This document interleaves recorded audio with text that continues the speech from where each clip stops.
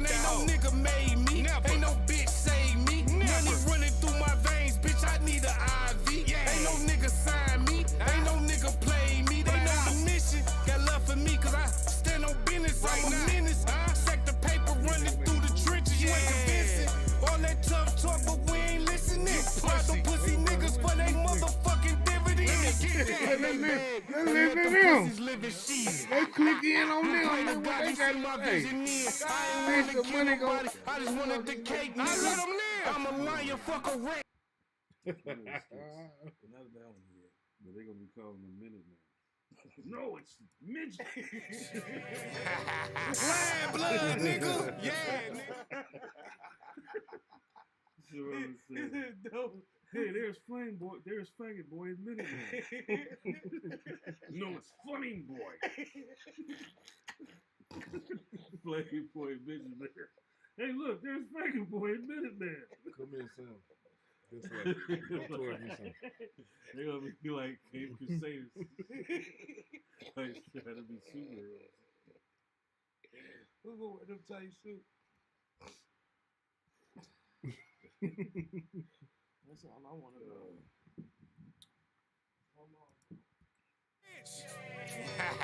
Lion blood, nigga. Yeah, nigga. Huh?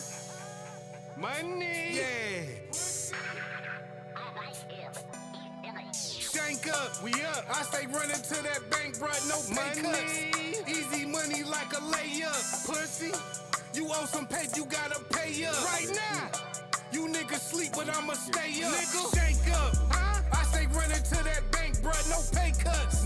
Easy money like a layup. Yeah. You owe some pay, you gotta pay up. Right now, you niggas sleep, but I'ma stay up. Saving all my paper, I need a fortune.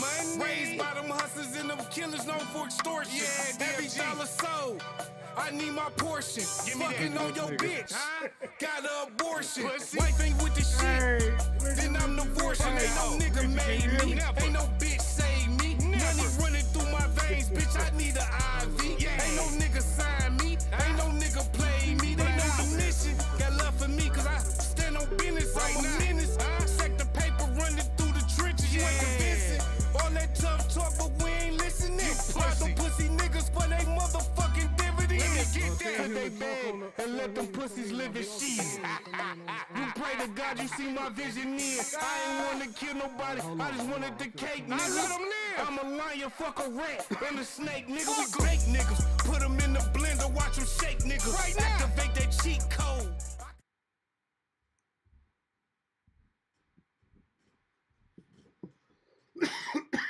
Come on.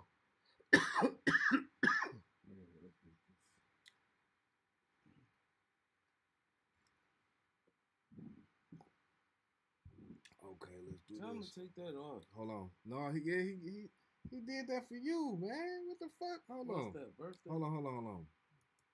Oh, okay, that's cool. I thought it was.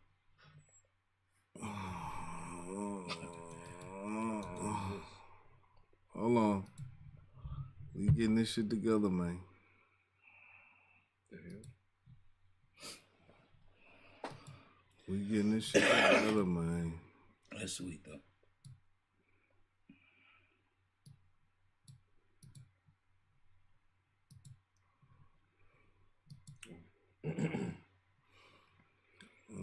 We got shit together, man. You want to get him, man. Okay.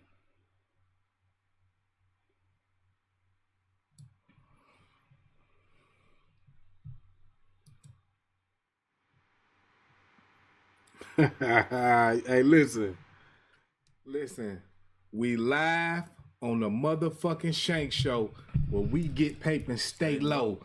Hey, man, we got a birthday celebration tonight.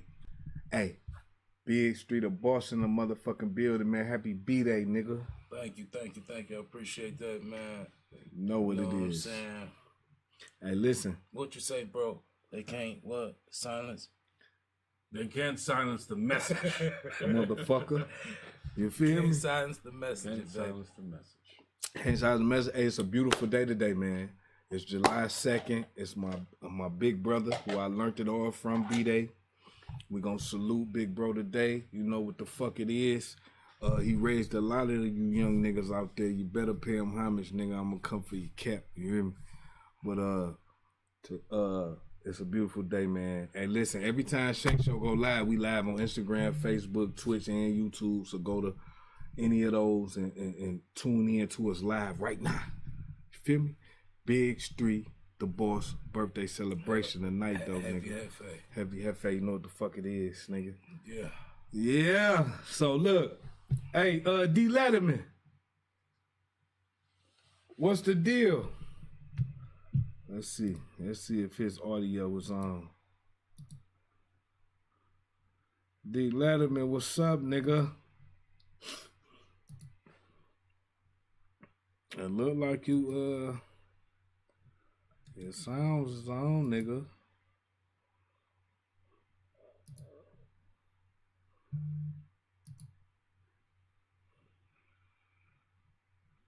Can you hear me? All right, well, but before we had a break, cause we had a break, and what was we talking about before we went to break, bro? We was talking about the movie shit, and Yeah. that we finna be bringing them. You know, we got the DFG and the Shank and all that shit. That's gonna be later on. We gonna start off with the Georgia, and it's gonna be Burwood. It's gonna be 10 episode series. So every episode is gonna be 10. I mean, every series is gonna be 10 episodes. So for instance, we're gonna start off with Georgia. Then we're gonna move into from Georgia, we're gonna move into and that's a lot. Georgia's a lot. You feel me? That's a lot. So after Georgia, we gonna move into them getting out. You feel me? And them getting out, that's a lot. You feel me? But before that, it's all type of shit. The Georgia is all type of shit in there, like triple murders and, and shootings and fucking crack sales and BMF on steroids, my nigga. On steroids, bro. You feel what I'm saying? We the real deal. Yeah, and this shit based on the true story. It's real facts in this shit, man. We the biggest thing ever came out of Detroit, period. We really Hands is. down. We really So is. for us not to be the number one story and all these other stories. The DFG story is untapped territory. It's untapped territory, and it's like that for a reason because we have reserved the rights to tell our story when we see fit. You know what I'm saying? And we want to give it to you good too. We don't want to give you no bullshit. We're gonna use some quality product. We're gonna go all the way in because I don't have to, like, in my head I got a storage of data that I done been through in my life that when I watch these certain movies that I be like, man, that ain't shit, bruh. Bullshit. Like, bruh, that That's the bullshit. Nicky Barnes and that I'm gonna tell you Vietnam shit, bruh. We had, bruh. All right, I'm gonna tell you like this. We're gonna put the whole. Listen. I'm willing to bet. We're gonna put the 50 Cent franchise to shame on everything I love, bro. Like that ain't shit compared to what we gonna bring y'all. Y'all looking at that power and that power enterprise. The only thing that's even close a little bit to us is BMF. And that's just, we love them niggas. that's scratching the You know what I'm surface though. saying? What up, Big Meat? Free Yeah. Big Meat. You feel me? What up, Southwest? T? What up, Southwest? You feel me? We love y'all. But I'm saying, we the biggest thing ever came out of Detroit. You know what I'm saying? You got to remember this. What niggas got to remember is that during the DFG reign, they had the Prime Minister of Thailand. They had people like basketball players, actresses that we was renting houses from $20,000 a month in Cali. We had jewelry stores on Rodeo Drive. We had machine shops on manufacturing plants on Rodeo Drive. We had import export with Thailand. We had import export with Turkey. Import export with like 3 or 4 different countries. You know what I mean? And it was- And so this shit it wasn't just Vietnam or whatever Nicky Burns had going on, that one entity where he was smuggling through the army. And I heard that was false anyway. Right. But it was way more complicated and sophisticated than that. Up was flying jets down to the cocaine processing factories where he catch one off the coming that bitch off the belt, nigga. Off the conveyor belt from You the want to give factory. him too much? Keep falling in his hand. We don't want to give too much. He picked the best bricks. Italians couldn't Like, compete. the Italians ones couldn't that he get to pick, they look at the bricks, and he picked the best ones that's the crystalliest. He see the ones that shine like a dime, and them the ones he picked. Now listen, let me tell y'all this. Before we give y'all too much, cause we gonna really present this shit in the way you're gonna love it. So just trust me, right? But before we give you too much, there was a lot of stages to this shit. You feel me? And we got a lot of different, even off the DFG narrative, of how big they were. Cause it's a fact that they were bigger than anything you done heard about. It's a fact that they were bigger than about anything you done read. All the shit that's documented, we're bigger than that. It's a fucking fact. And when you do your fucking research, you'll see yourself, nigga. I ain't gonna sit here and cap you and talk you to death. I'm telling some shit that I know, nigga. It's just an untapped story. Now let me tell you. Once this shit hit the wave, it's gonna be bigger than anything, and it's so many layers to it. You got the Seward bound layer, you got the Birdwood layer, you got the Shank my daddy layer, you got the DFG offspring layer, you got the Uncle Ricky layer, you got the Uncle Kenneth layer, you got the fucking it's so much shit that we can put into this shit that's so real. So many spinoffs. I'm talking about all the spinoffs, the base thing, DFG. But off the base, so many spinoffs. That's real shit that's connected to the base. Everything is connected. All the stories is connected to the base, to the baby, which is DFG. Yeah. And see, this the thing, y'all. Who can tell it like the niggas that lived it? Who better us to tell the story with niggas that lived it? You feel me? They're still alive to tell. And still alive to tell it, nigga. We done seen so many niggas go. And come. And come and go and come and go and come and go. And one thing about it, man, we still here to talk about it, nigga. And everybody else, hey, listen, everybody else making money off that story. We gonna make money off our motherfucking story, nigga. We all legal, doing what we do right now. You feel me? That's right. We pressing forward in the legitimate businesses practices, nigga. So as we do that, we gonna talk about the times where it took a lot to get to where we at. We gonna talk about them times and maybe we inspire some other niggas to do it right. That's right. You feel one me? thing about a real... Cause we made a lot of mistakes that we didn't have to make. Should have asked you. You know what I mean? One thing about a real drug dealer is this. A real drug dealer don't want to be dealing drugs. I'm going to tell y'all that shit right now. A real drug dealer always looking for an out because they really don't want to do the shit. Yeah. Because it's not for, like, fun or status. It's for survival. And, you know, all my people in the hood, how I grew up, we deal drugs to survive. You know what I'm saying? Because we didn't want to work at McDonald's, man. You know what I'm saying? We didn't want to settle because just working for McDonald's is not enough to feed our family. So it's simple arithmetic. We're going to go out and sell drugs where we can make a little more, where our families can have a little more. Fuck you. Since something ain't available for me, I'm going to make my way for my family. I'm going to feed my family, and that's what it was about, survival. You know what I'm saying? More or less. That's right. That's right. That's so every facts. if you a real drug dealer nigga for real, you don't want to sell no motherfucking drugs for real. You know what I'm saying? Like, you don't want to be doing, you ain't doing it because it's cool. You feel me? You doing it for survival, because you got to do it. Ain't nothing cool about that shit.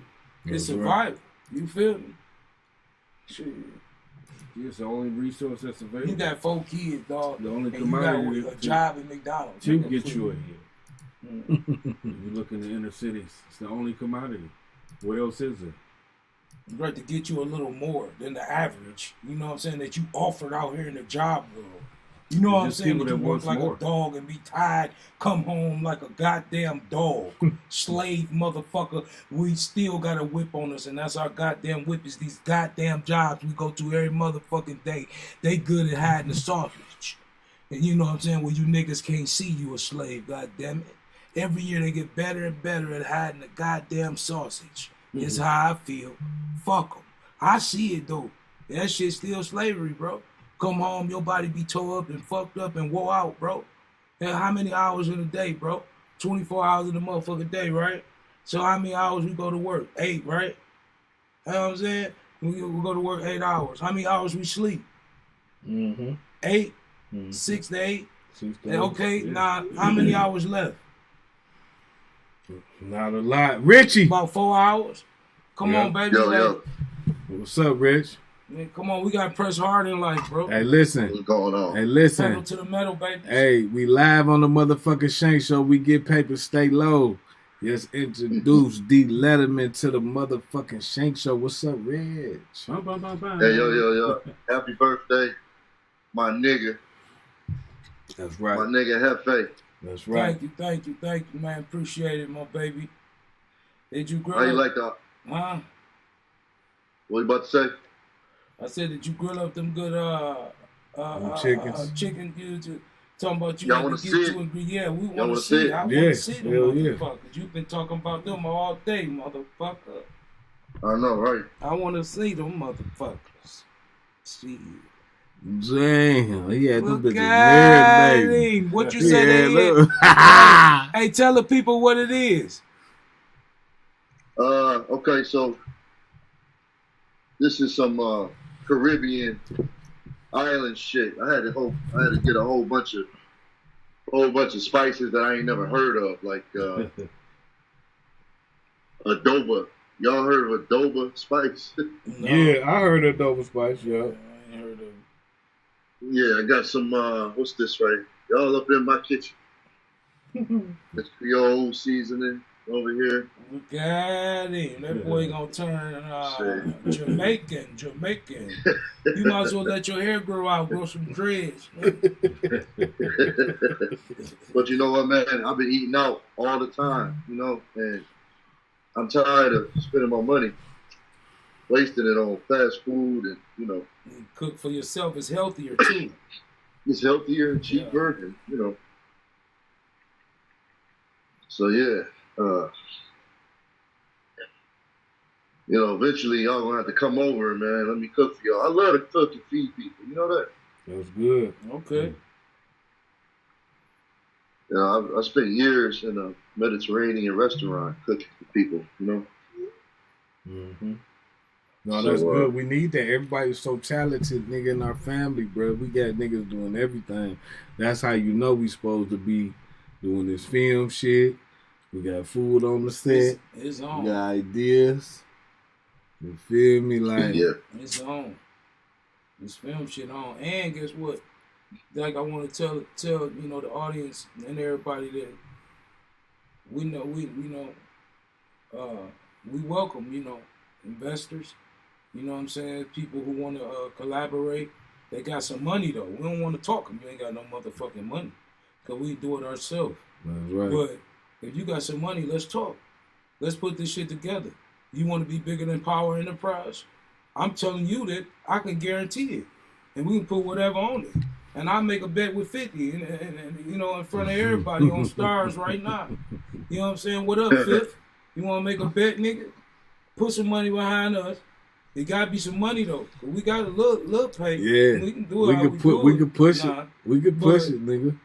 Nigga, y'all got some money, holler at us, bro. Let's take this shit We're international, going to show nigga. you bigger than fucking Power Enterprise. Yeah, I guarantee it. it's fat because it's real shit, Oh, and it's real already shit. when Not that shit. when you hear the It's shit, right. it's already better than what you watching now on Power. When you hear it, when we tell you a story about what we done went through and seen and been through, when we tell it to you and you hear it with your own ear, you're gonna say, God damn. Imagine I was watching that shit on the TV. Exactly. You're gonna be like, God damn, that shit better than anything I've ever seen on Power. Exactly. When we tell you about this shit, bro. Because it's real. Oh, like, you get what I'm saying? man. That's what make BMF the best fucking thing he fucking with. Because it's real. They making that shit up, bro. You know what I'm saying? This shit facts. That shit they writing in, bro. A lot of times I be puzzled with shit the Raven and writers do. They do something and I say, what the fuck? Now that didn't make sense. Like a particular episode that I could think about in Power was when Tariq got kidnapped and they needed $1 million to get him back. And Tommy got a whole warehouse full of dope that's worth $100 million, and Ghost is the guy. And they like, we ain't got it. Ghost at least got $5 million. He should have Ghost at least had 5. God damn it! Them motherfuckers with the whole episode. They like, bro. we ain't got it. We ain't got it. We gotta get Tariq out. How we gonna get this $1 million? Yeah, that was Now, come on, shit like that, Yeah, bro, that's is crazy. what I'm talking about. Yeah, like, yeah. will you be like, shit really didn't make sense, bro? You feel me? Tommy, sell some of that dope. You got $100 million worth of dope in the garage. Sell some of that, dumb bitch. Get dog out. Get him, get Tariq. That was terrible. That was nasty work. You feel me? That was Like, nasty you don't work. get none of that with real work. You don't get none of that with real work. It's what we saying. Listen, we got so much shit coming, bro. It's crazy. Hey, Rich, we was just over there talking at the OG shit, and we was having conversations about different stories that we get. And Rich, when I tell you, it's shit you heard and shit you ain't heard before, but to you, the stories that we get when you hear that shit and you watch Power and Nicky Burns, what was the Nicky Burns shit called? I don't even know. That's Frank Lucas. Frank Lucas, American all that shit. Man, that shit, man. You don't get the fuck on with that bullshit, bro. Listen, they had goons. Just imagine this. They had goons that was bigger than Frank Lucas. Hell yeah. They had goons that was bigger than Frank Lucas. Nigga, I'm a name Shank. Shank was bigger than Frank Lucas. You know what I'm saying? Uncle Kenneth was bigger than Frank Lucas. You know what I'm saying? Jokes. These niggas was Frank Lucas was a nigga who had a plug and he was Bumpy's driver. He was Bumpy's driver. That's all he really was. No, these niggas got it from the ground up. He was Bumpy's driver. Listen, when Unc was in his prime, they couldn't believe he was that young. They didn't even the feds, and we beat the feds about 3-4 times.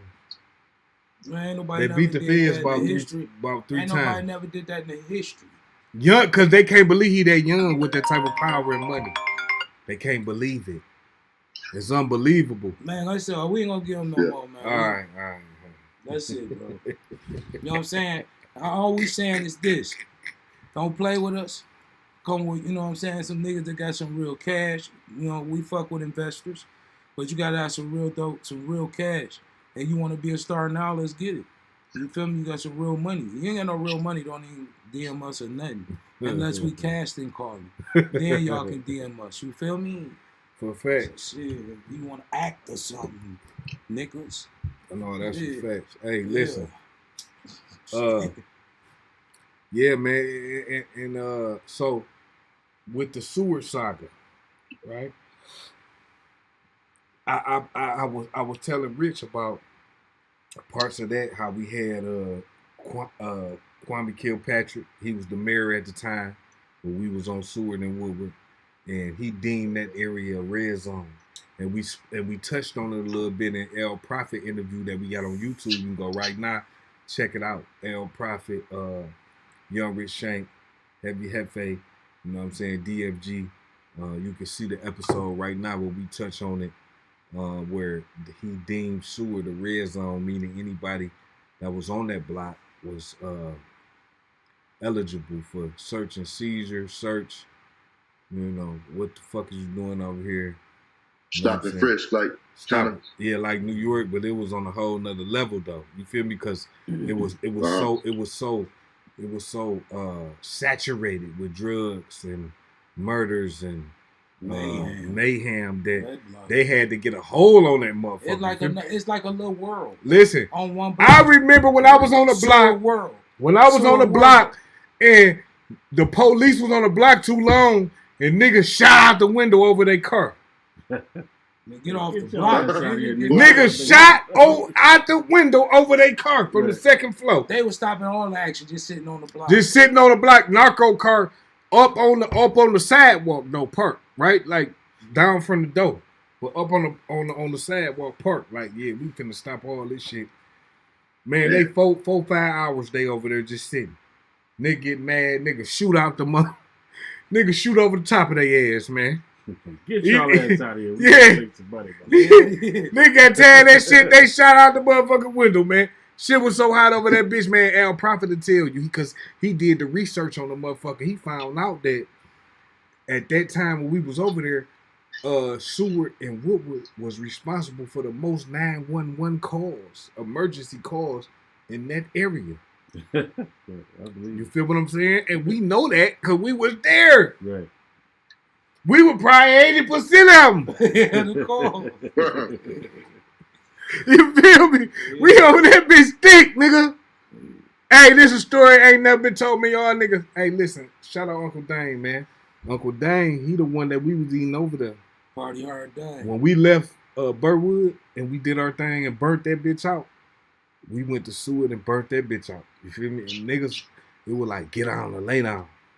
We come over that bitch. Nigga, man, we wasn't even from over there. We came on that bitch and laid it down. Told nigga, get out, lay down. Santana, that's my nigga. You fuck with him, you fuck with all of us.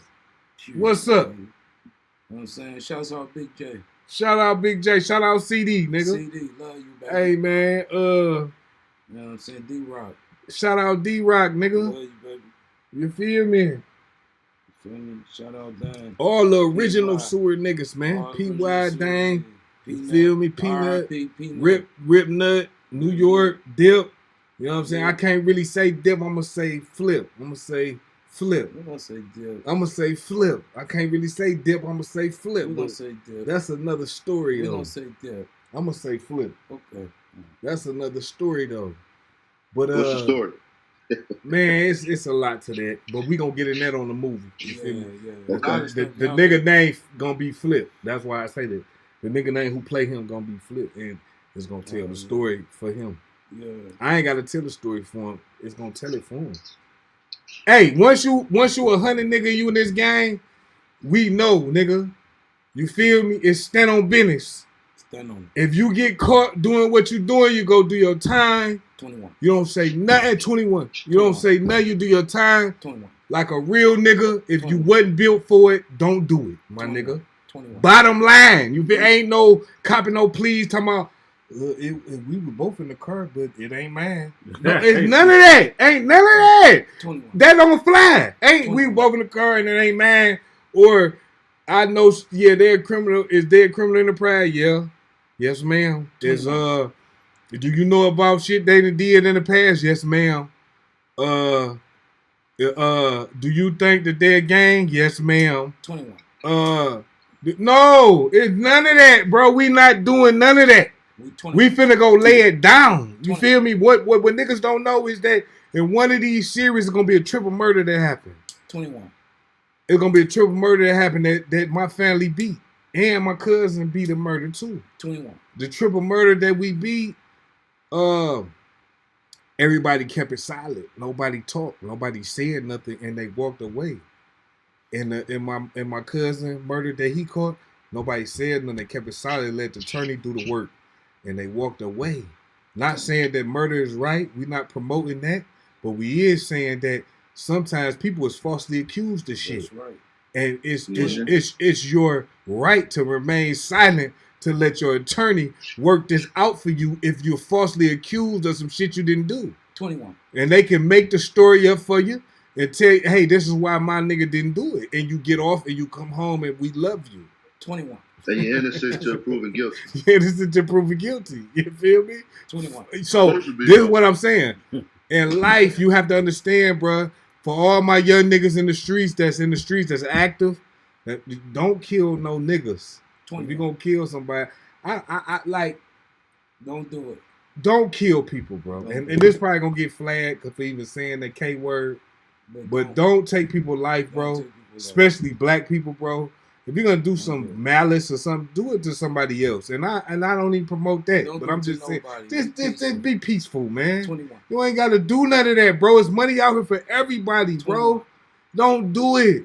Yeah, don't be shooting up in no Don't houses. come on, man. All that fake No, ass bro, that shit. shit not gangster, bro. That shit not lame. Man, you Fuck young nigga niggas. shit. Bro, that shit lame, bro. Hold up. Fuck nigga What shit. bro just said? What you say? Say it again, bro. Don't be shooting up in no fucking parties and houses and shooting a car out with motherfuckers in there. Other people ain't got shit to do with it. That's some fuck nigga shit. Kids and That's shit. right. When we, Yeah. when we grew up, there wasn't none of that fuck nigga shit.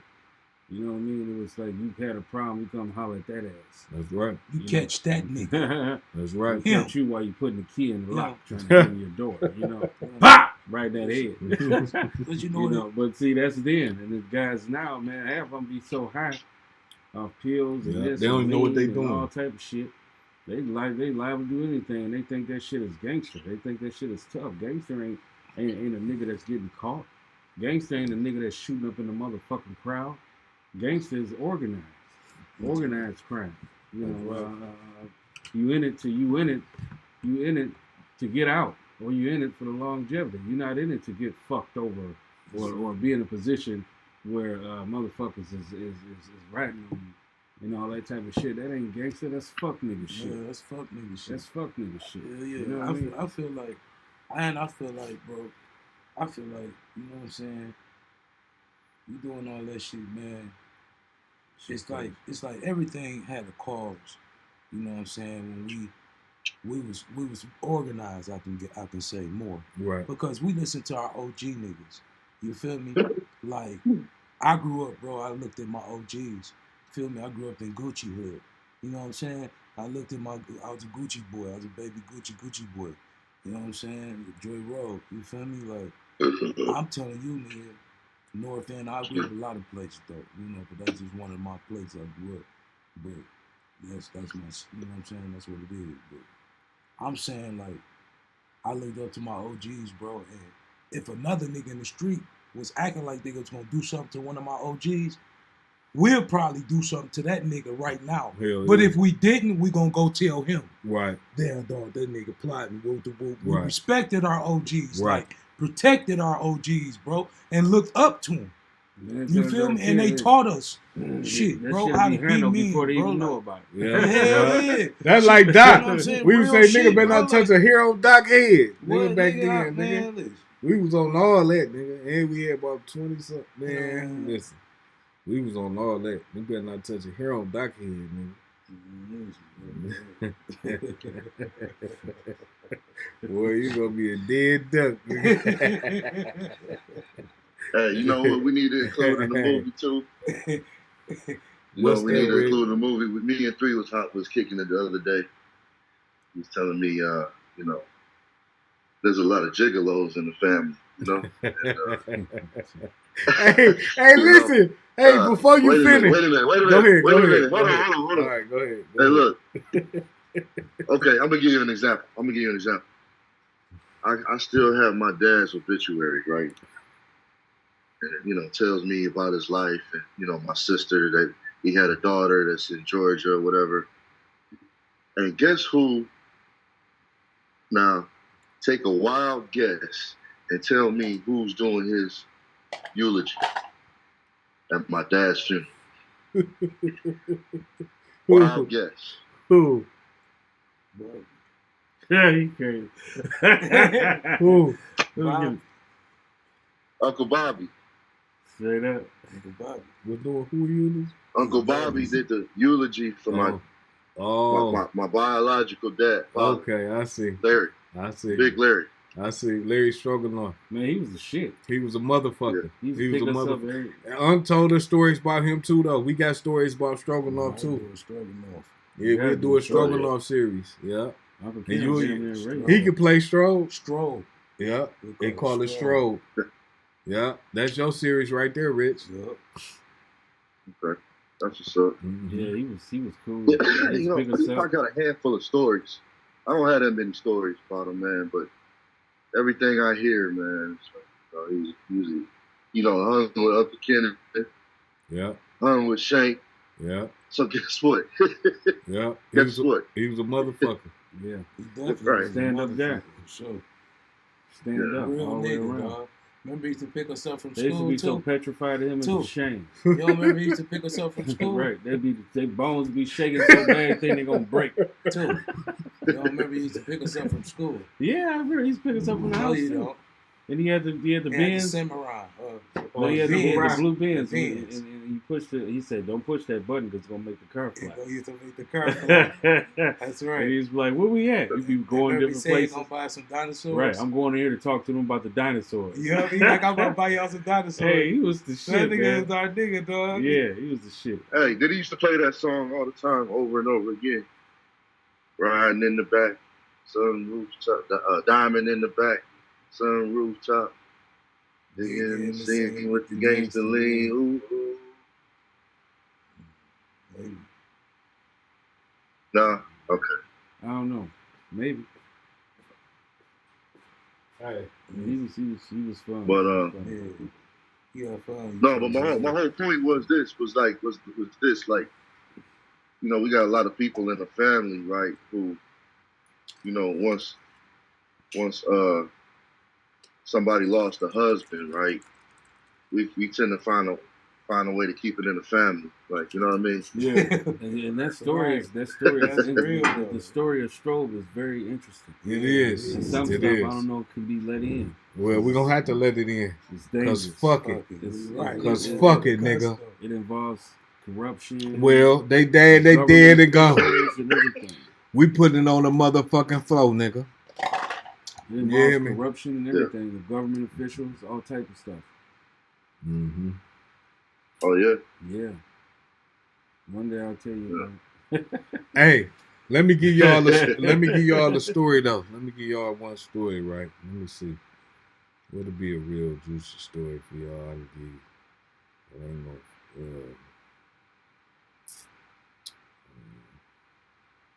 let me see. Okay.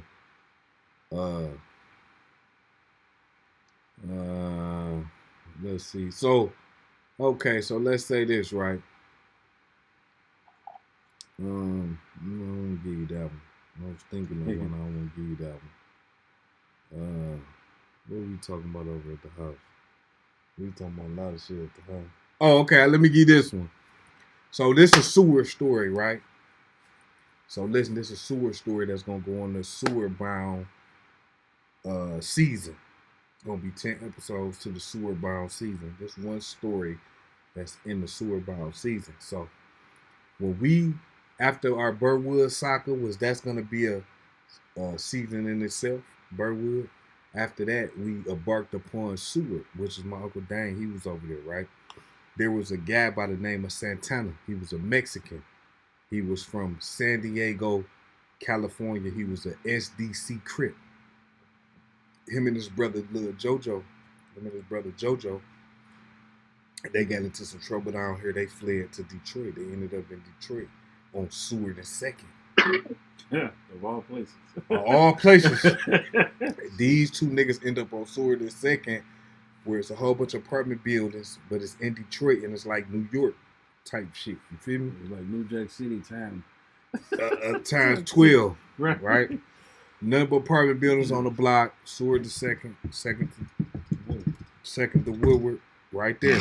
Then we ain't talking about nowhere else but 2nd to Woodward, right there. The Wellingtons, 110, 112, all that, right?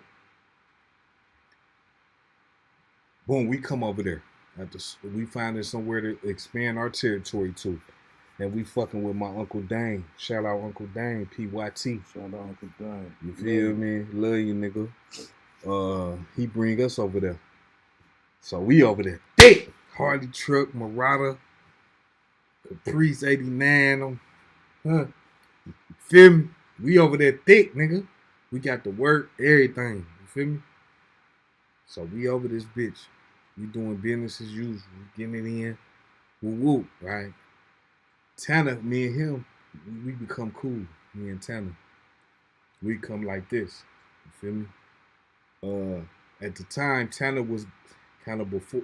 On one side of the street, there were about 15 niggas. On the other side, it's about 15 niggas, 10, 15 niggas between them on either side of the street. And it's friendly ops. Like, we cool, we cordial, but it'll get there if it's some money going on. Disrespect. Some disrespect, nigga trying to short chain, custo, Waving your customers. anything like that is gonna go down. You feel me? So It's nigga, a how thin respect the line, game but is we respect because they with they niggas and we with our niggas. We got our own separate plugs and all that. You Yeah. feel me? Whole different operation, but it's the same street, just two sides, right? So Tanner, he cool with a few niggas on this side, a few niggas on that side. He kind of going back and forth, but he got problems with niggas, more problems with niggas on this side. So we come up, we get cool. We like, okay, that's our nigga.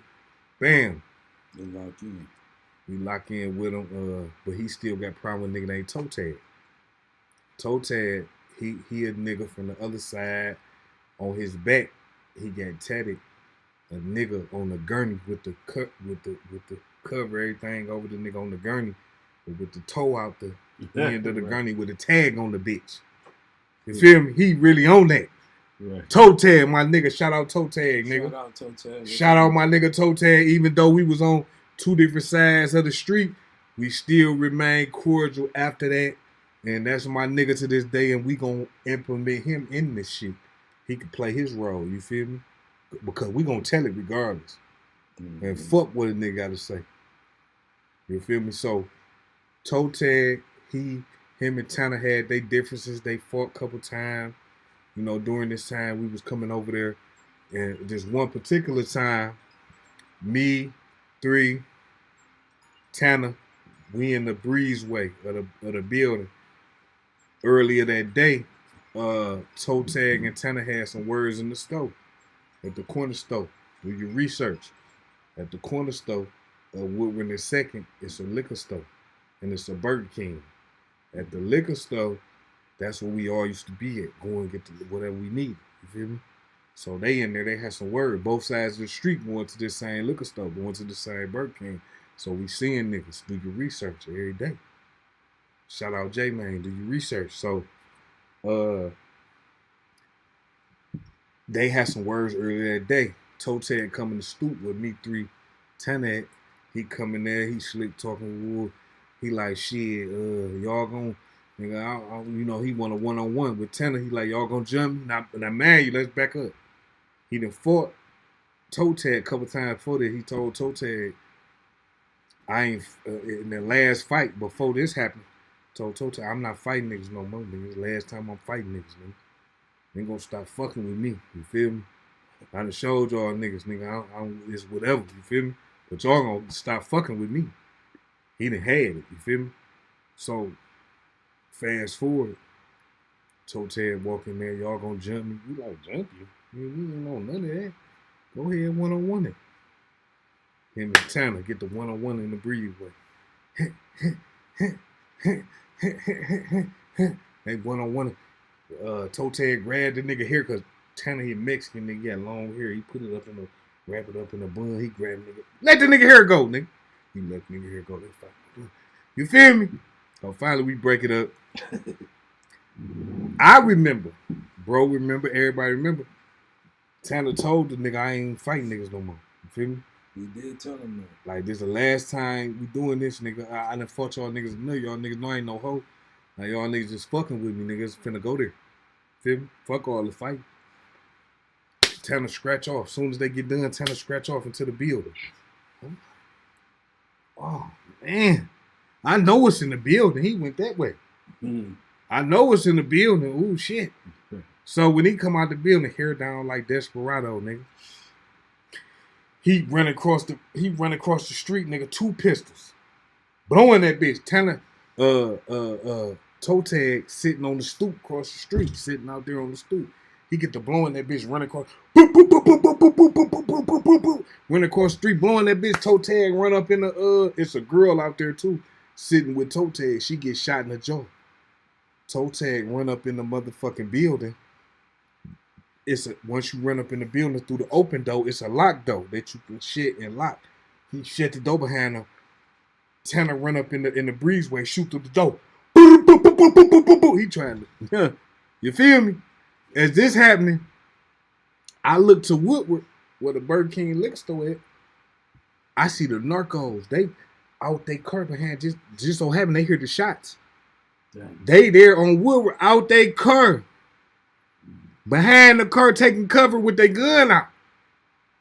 So I say, hook, nigga, come on. Tanner run back across the street. You feel me? Go in the building, disappear. Because, man, you do your research. At this time, we got apartments at every motherfucking building on this block. It's about 5-6 buildings on this block, and we got multiple apartments at every building. So we go in that bitch and disappear. Cops can't even find us. So they look for that nigga all night, helicopter out, everything. They can't find him. You feel me? It's over with, my nigga. So we move. Once that happen, he get hot. They round the hood with his picture. We looking for Tanner. Me and him move across and on in motherfucking North End. You feel me? We got a motherfucking 2-family flat. We rent out North End, so we over there hiding out, still doing our thing. Feel me? We come back to the block 2 months later after everything died down. Police ain't on the block like that no more. Still a red zone though. Niggas still getting their money, so we back out here. Cause we missing money. We ain't on the block. We round the corner. The money on the block. We come back on the block. First day we come on the block, we think nigga Tail. What we gonna call him in the movie? Kales. We gonna call him Kales in the movie. We think Kales told on us that we was back on the block. We don't know that for sure, but it's a real strong suspicion, my nigga. Right?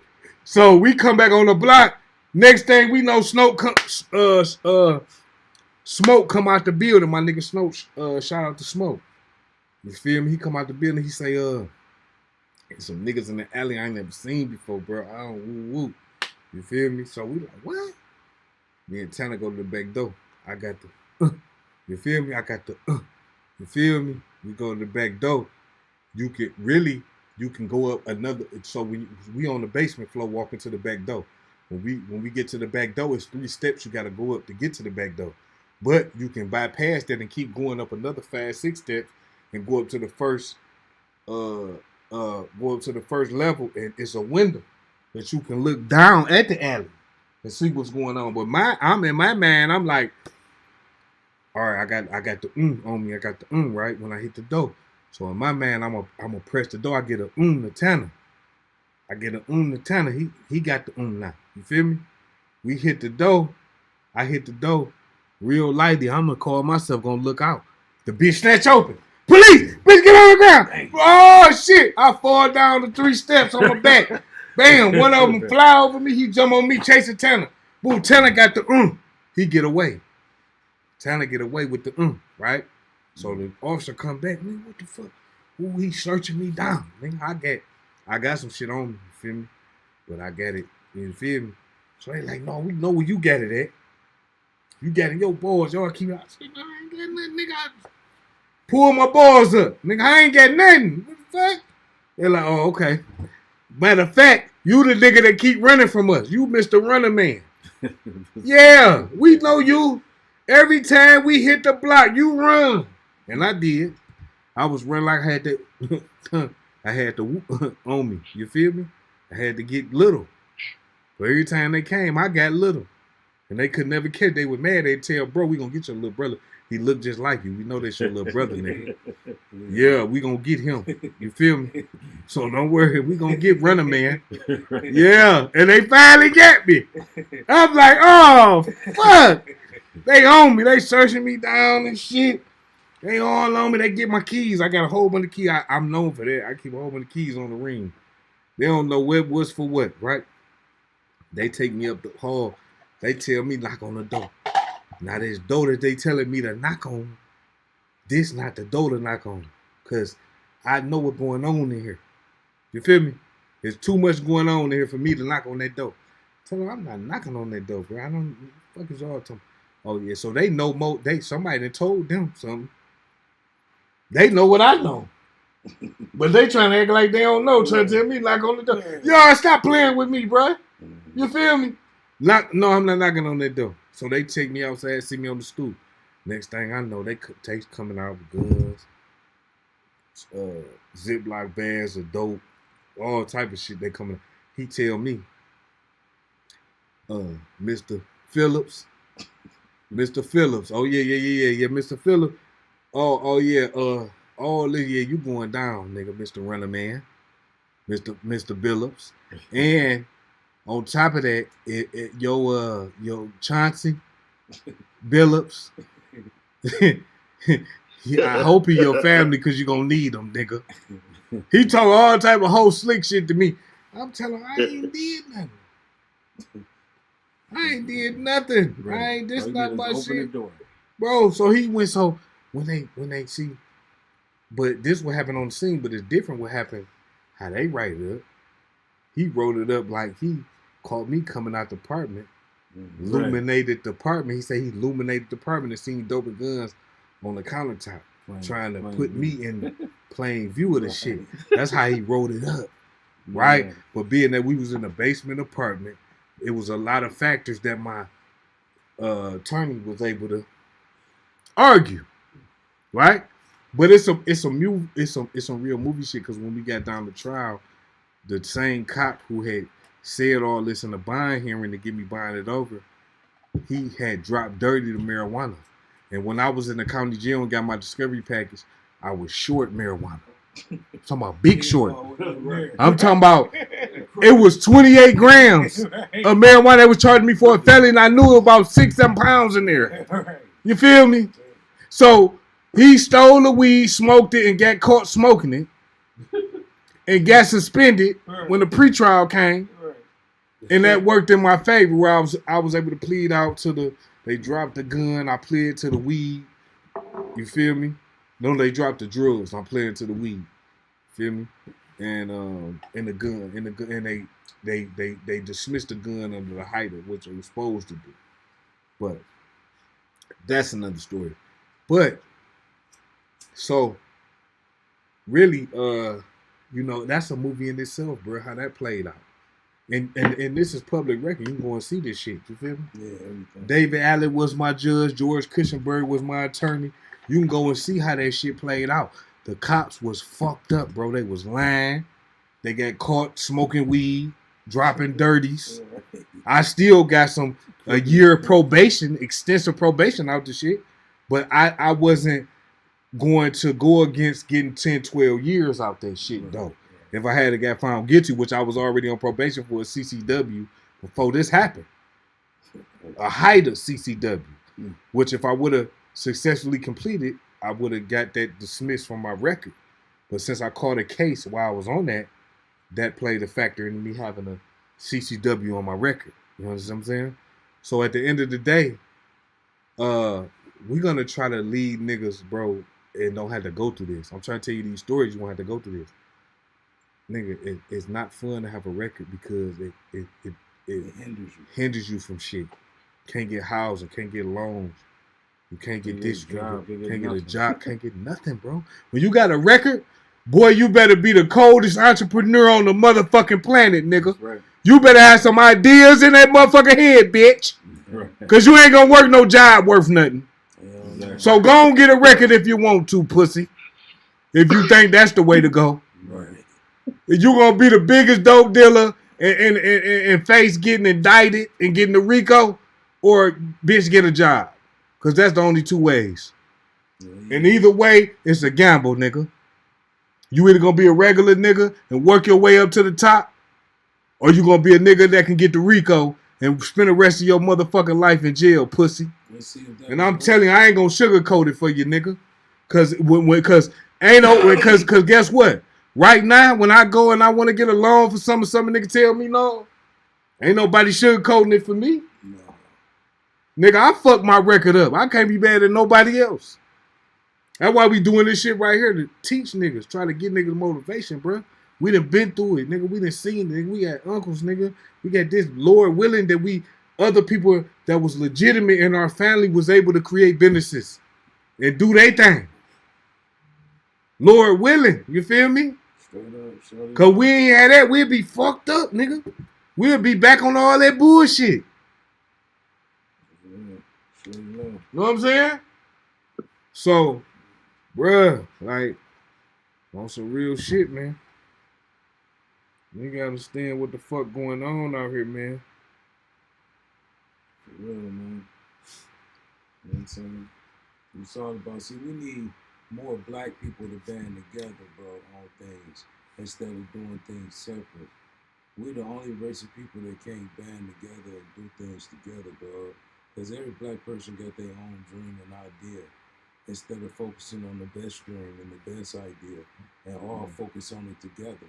We need to do more of that so we can succeed and be successful. That's facts. You know what I'm saying? We need to take a one dream and everybody go on and for everybody focus on the one dream. You feel me? Because see, that's don't do nothing but hold you back as a race because you got your own dreams. Because you say, hey, fuck that, I got my own dreams. That's dumb. No. See who got the best dream and go for that one first. And let's build off the best dream. Collaborate, yeah. And Exactly. then we build off the best dream. That's how people become successful. That's the real successful pattern. You know what I'm saying? Yeah. And if I could give y'all some game, I just gave y'all some. You know what I'm saying? A whole lot. That's right. When we do that, then we'll be way better people. You know what I'm saying? We can come up a lot quicker.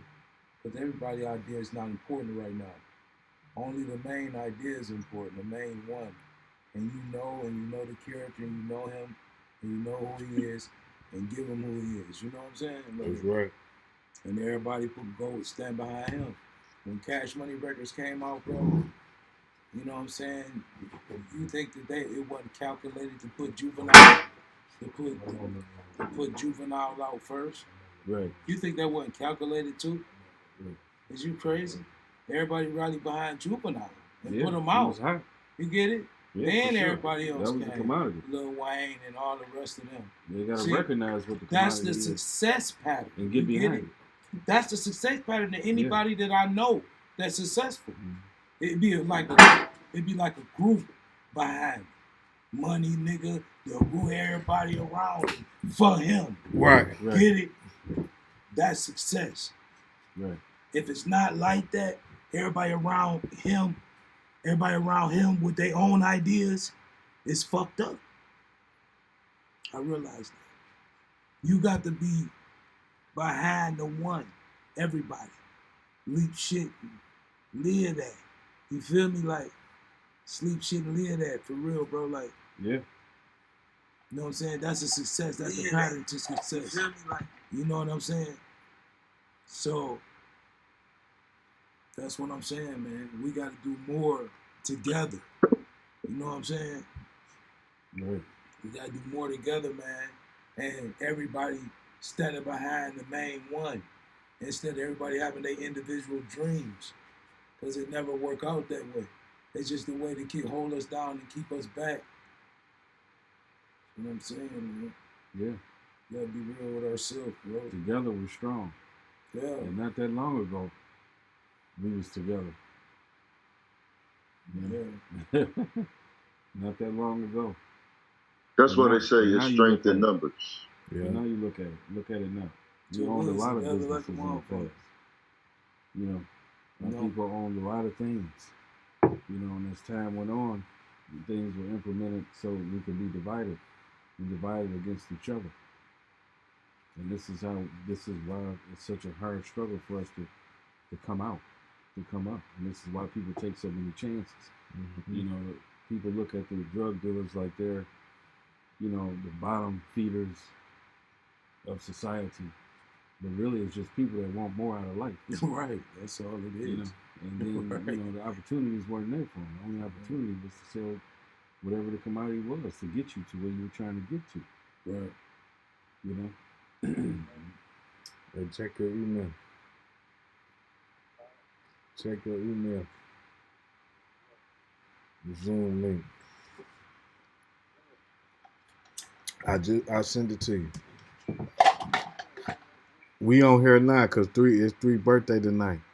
We celebrate. We live right now. Live on the motherfucking Shank Show with Get Paper, Stay Low. Hey man, say man. All right. Okay. Yo, yo. Man. Yeah. Yo, yo. You Letterman. Yo, yo. Rich. Yo, yo. Yo, yo. This is, this cute. What's going on? What up, though? What up, though?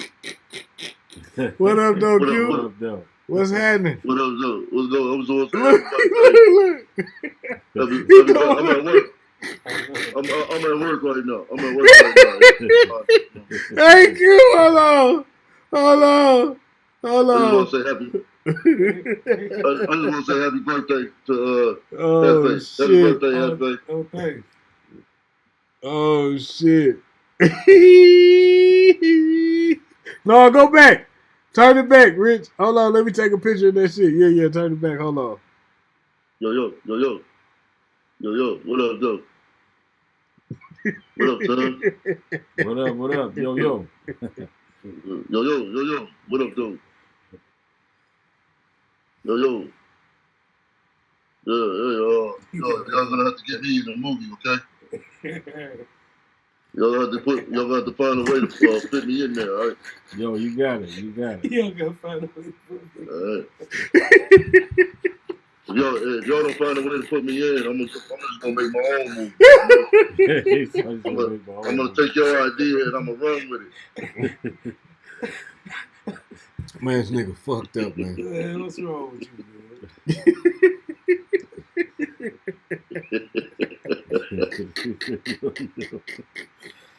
Hey, that's the same fucking thing he be having on too, talking on. That thing with the microphone. I swear he drive around the car with that motherfucker on. The nigga wear it at the crib too. Like he was born with it. Like he was born with it on his head or something, Hey, shit. I got President Biden. You guys want to talk to President Biden? Yeah. Yeah, I want to talk to Biden, mother. I want to ask him some questions. Yeah, we got some questions. Right, damn him. sure. Hell yeah. We got some questions for you, Biden. Yeah. Shit. All right, that's President Biden. He on the motherfucking screen. Go ahead, 3, with your questions that you got for him. I'm going to let 2 go first. Go ahead, Tom. President Biden, why did you hand over the keys to America to China? Hold on, listen. President Biden, listen. President Biden, why did you hand over the keys to the kingdom to China? We really want to know. And what happened to that Harvard professor that was getting paid all that money every month, and he had them 2 students from the Communist Party posing as students working there in the Harvard University Research Center, where all the secrets and stuff they're working on research and all those things. How? What happened to him? When you got in the office, we never heard anything else from it. No media, no news, no nothing. We're really concerned about that. Yeah.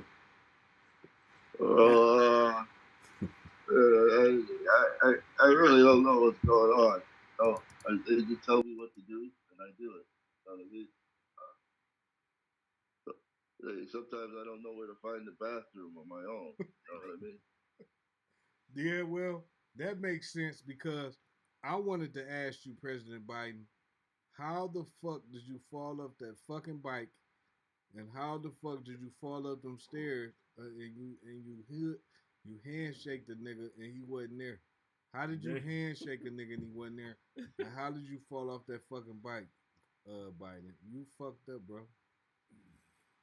Yeah, listen, man, guys, I'm up there in age. You know what I mean? It's hard out there for a president. So why are you running again? If you can't handle it now, why are you running again? Come on. I'm running again. He can barely get up the steps to get on the plane. So he fall down, hit his knee in the hospital for 3 weeks. Come on, man. What's really going on? We A trying to lot of figure it people out. tell, a lot of my. And you know what's going on? I'm gonna tell you guys what's going on. I'm gonna tell you what's going on is the Democratic Party is what's going on. See, long as you got an old man like that that's sedated and old as crap, right? And shit, and you can tell him what to do. You get it? He's got halfway dementia, if not all the way. They're probably in a lab telling him every line to say by now. You get it? Right. So it's like a living puppet for them. The Exactly. gangster Democrats love him. Why wouldn't they love him and tell him to run again? So they can give the lines to a dummy and the dummy can give it to America. And there you have it, ladies and gentlemen. And we're back live on the Shank Show, where we get paid to stay low. We have Biden on the line right now, and he's That's telling us why. all about how he fucked us.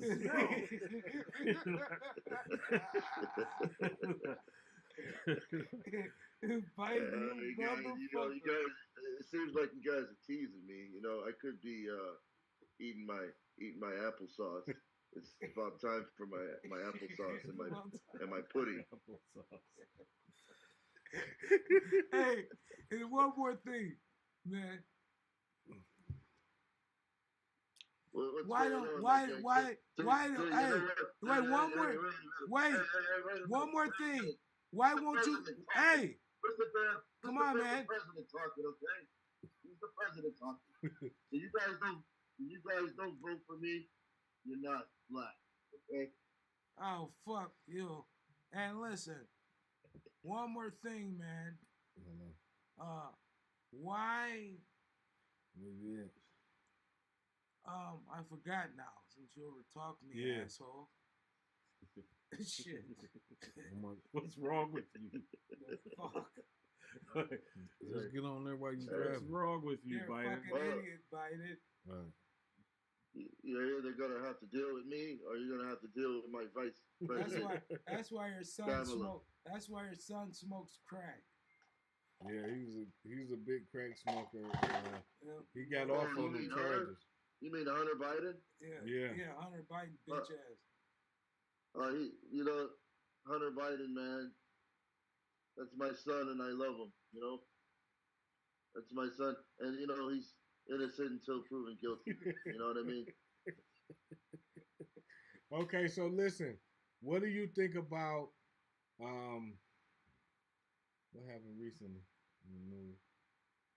What do you think about the Canada forest fires that's giving us all the smog, and we have fucking poor fucking air quality, dude, and that's some bullshit. Yeah, You know, because you niggas need to do something about this shit, bro. What are you gonna do about that, bro? Right. We don't like and that to shit. add on that, why in the hell does the smog look different than it's from the fires from California? Yeah. Why? Why does it look different here than there? How do you And why explain did that, it look Biden? different than New York? New York Yeah, what's New going York- on? New York's was orange, wasn't it? Damn. Yeah. Yeah. Biden, what about that shit? Oh, Okay, wait a minute, Biden. Before okay, wait. because- Hold your you thought. want me to answer it? Yeah, You want hold me to on. Answer the question. Yeah, wait, Biden. Hold your thought, President Biden. I If want you can hold. I want to introduce QD to the motherfucking Shank Show. We get paper, stay low. Hey man, say man, we got a birthday celebration tonight. Heavy Hefe, Big Street of Boss, birthday celebration tonight, pussy. What's up, Q? What up, baby? But Man, it's What on the it do? flow, man. Get low. It's on the flow. Get low. It's on the flow, nigga. We on the Shank Show, man. We got President Biden on the line right now, and we asking him questions. So think of a question that you want to ask President Biden, because he's willing to answer it tonight. And we grilling this motherfucker, man. For real. We want some fucking answers, bro. So he just finna respond. He's just finna respond to a question that we just asked him. Go ahead, President Biden. It's your floor. Yeah, my memory is getting a little bad. So, do you mind answering the question one more time for me? Nigga, we high. Fuck is you talking? We hand drunk. Fuck is you talking about? But the fucking question was, why are you allowing all this fucking smog from Canada to come in? You know, and our air quality is piss poor shit, buddy, in the Midwest, and we're fucking pissed off about this shit. Mr. Biden, you fucking president asshole. So what are you gonna do about it? Okay, is guys. it connected to Okay, the so balloons? here's the plan. Okay, guys. What I'm gonna do is I'm gonna call in my army, and we're gonna go invade Canada No, bro. because they didn't take care of the fires appropriately. No, all right, you can't and evade them. they're gonna pay. They're gonna pay, and we're gonna take all the we're gonna take all the money. That's your dementia talking, bro. You can't evade Canada for some fucking smog. The world will turn against your stupid ass.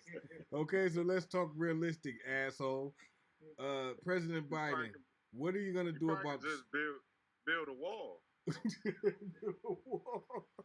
Build a wall like Trump tried to do with Mexico? Yeah, just build a wall and stop all the smoke. You know what I mean?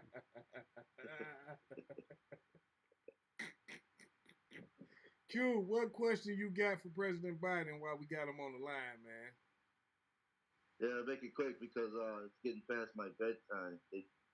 My people are telling me that I gotta wake up in the morning and see the president of Indonesia.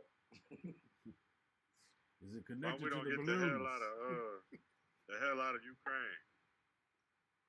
Huh? That's the question.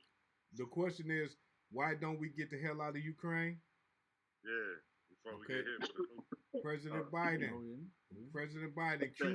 Q asked, why don't we get the hell out of Ukraine? Okay. Well, we're fighting, and we're fighting Russia. Okay, they're fighting Russia, and I really don't like Russia, guys. And and also, we just spent billions and billions and trillions of dollars for the war to give it to Ukraine, but don't tell anybody. But I got a little kickback from all that money. Okay. You fucked up. Bro, why you keep sending weapons and food and shit, bro, and they damn near winning the war. Ukraine, Russia, like, you fucking assholes. Right, you asshole. You don't stay in your own fucking business.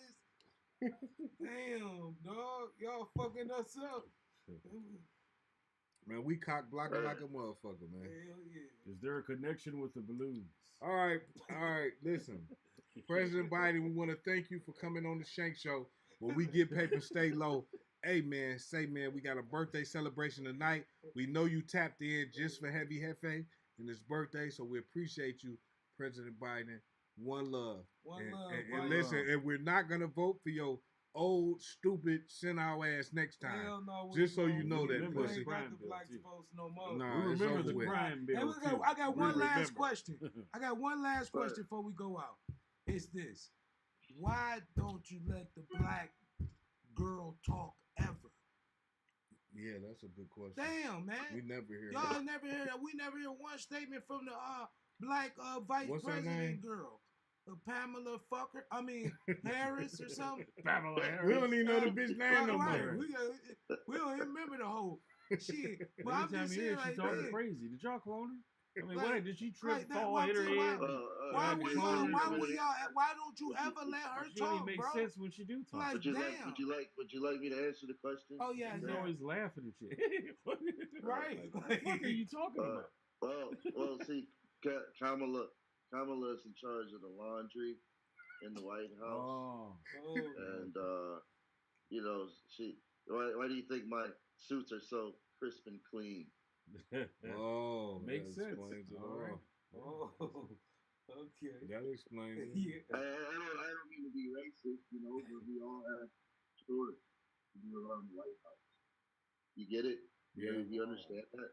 Oh yeah. Got it. Okay. Well, thanks for joining us. She's always next in line too. If something happens to me, she's gonna be your new president. So she doesn't need the spotlight right now. Okay. Fuck, bro. That doesn't give us any type of encouragement Right. or anything to look forward to, bro. Right. Fuck. Y'all drove her nuts. All right, guys, I'm going to bed. Good night. All right, Good night. God fucker. bless. God bless America. He fucked up. So listen, we just had President Biden on the line, y'all. We live on the motherfucking Shank Show. We get paid to stay low. Hey man, say man. We just had President Biden on the line. He gave us some feedback, and I'm hoping you like it. Happy fucking birthday to Heavy Hefe. You know what I'm saying? Big Street of Boss. We got him right here live in effect on the motherfucking Shank Show, man. Birthday. You know what it is, man. 2 tons in the motherfucking building. Rich D. Letterman in the motherfucking building. Q was just in the building. I don't know where he when he say he driving and shit.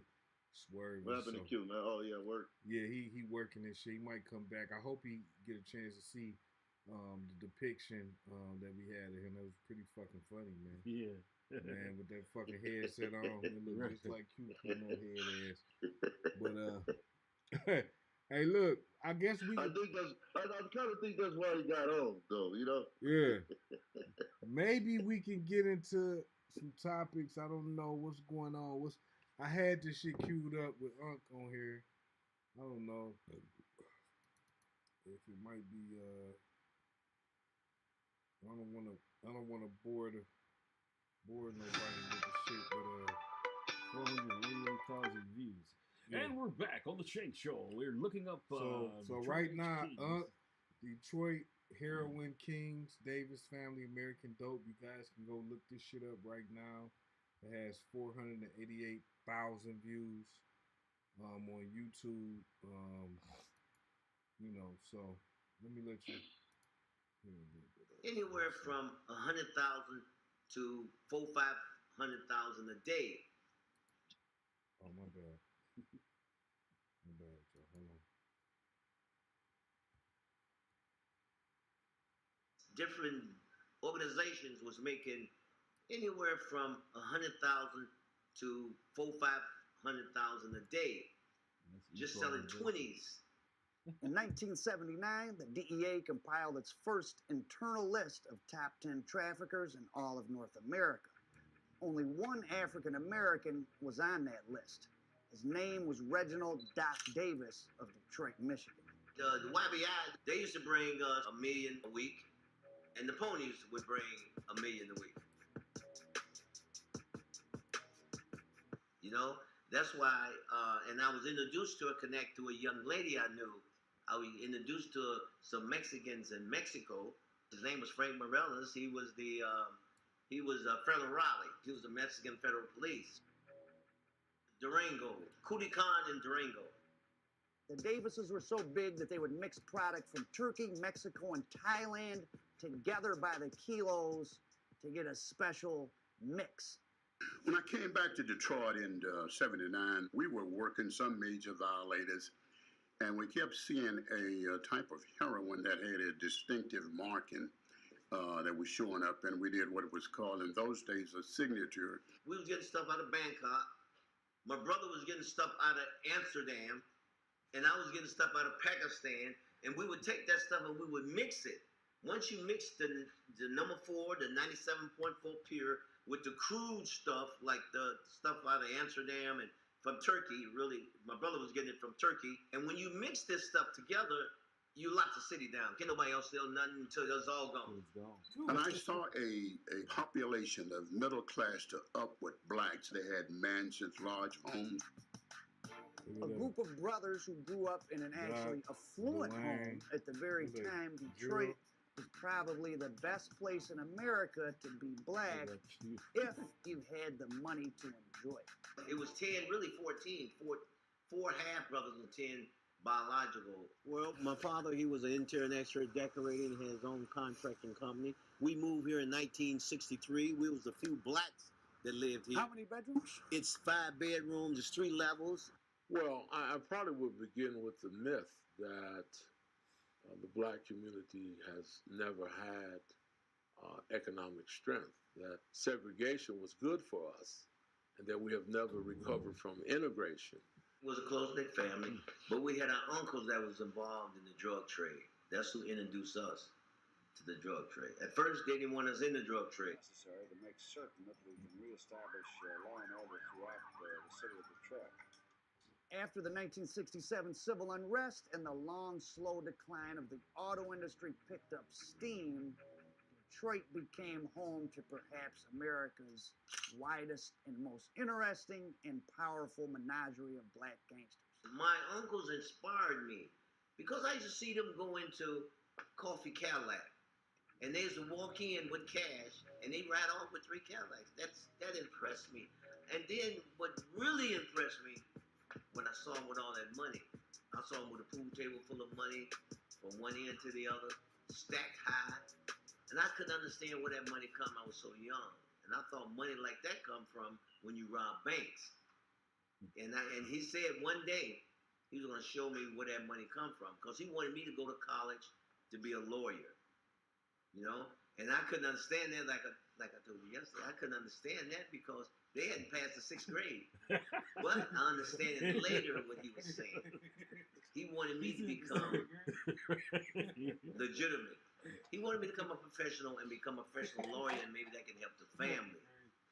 So I had a pre-law course. Back then they had majors and minors. Okay, I was supposed to be a lawyer, but when I got to that fork in the road, instead of going to the right, I went to the left. I eventually left college, and I hid from my parents, I hid from my uncle, I hid from everybody. And I had rented a room down at 281 Erskine. I rented a room, and I started doing my own thing with another friend of mine who was my best friend, who is passed, God bless his soul.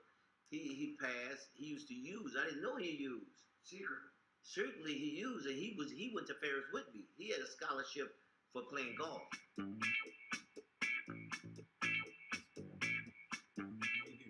So your whole social scene, your family, your friend's family must have been like Detroit's black elite. Yes, and I would see. We had so many family members. We really didn't really hang on the block or hang with the people. We party among ourselves, and if we did go out, we would go out with. I would have maybe 10 different goons with me when I went out. You know. And your teenage years. Yeah, my teenage year. Like, yeah, I used to go to 20 Grand sometimes to see the Dramatics. I used to like the Dramatics. In fact, I used to give them after parties after the performance. Because I had another place down at the Regent Square Apartments where Stevie Wonder lived. Come on, y'all. You have no clue that in 2023, the best way to make money on Amazon is not with physical products. It's Amazon's other company, Audible. And the best part is it's literally a done-for-you system. You're not buying any merchandise, you're not storing any merchandise, you're not shipping any merchandise, and you need 0 tech skills to get started. I wish I could say I'm the genius who discovered this method, but I'm not. I learned everything from the Mickelson twins. I took their free training, the same free training that's linked below. All you need to do is click the link and it'll take you to a free workshop where you'll learn the same done-for-you 4-step process that we are using. The reason people are having such amazing results so fast is because hardly anyone knows about this. But you can ignore this just because it's an ad, or you can click the link below and find out why this 4-step process is working for so many people and why it can work for you. And just by clicking the link and watching the short training today, you're going to get 3 bonuses that have not been offered before. Click the link and I'll see you in the training. I can fix it. Knock over the cup.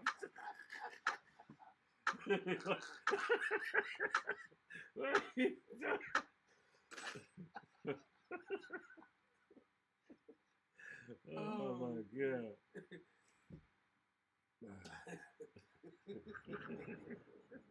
This game, you're not ready for it.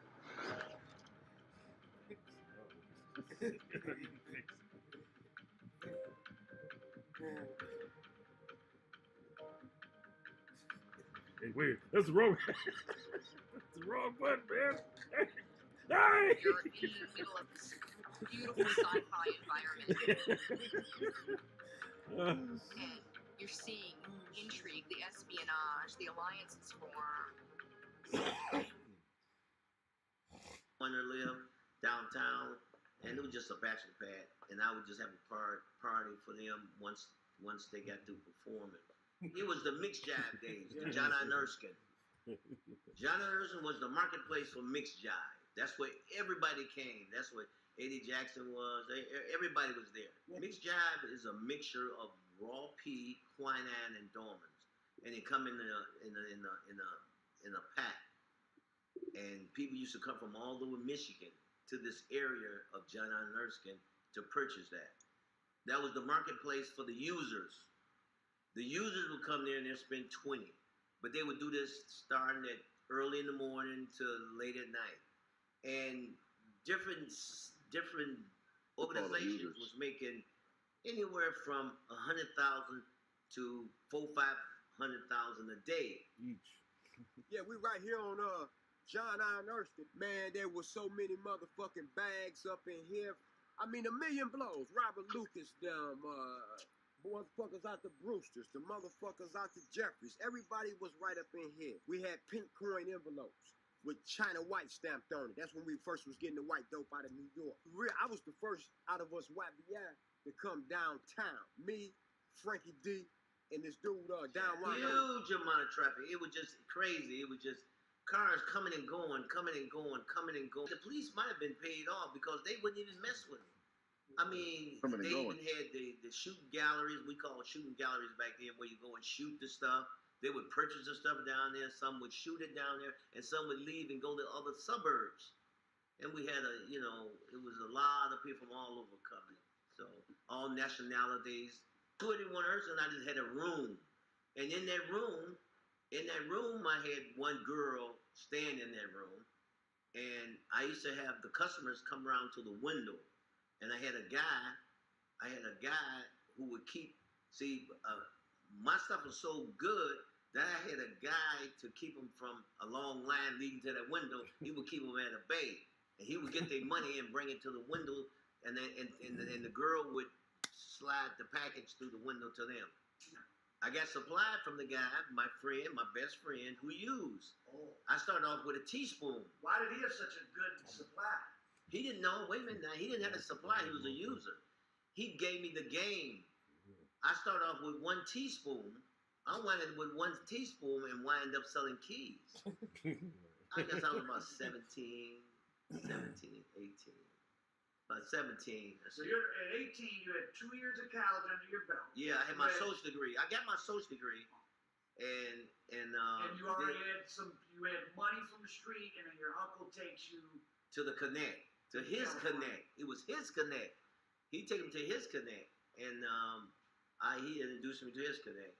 And so I spent the money I had. I spent it along with his money. And then what I did, instead of taking my money buying Cadillacs and girls and jewelry and all that, I kept putting my money back in. So eventually, I grew. Eventually, I was copping more than my uncle now. I went into the fame of having nice cars and the jewelry and hanging out.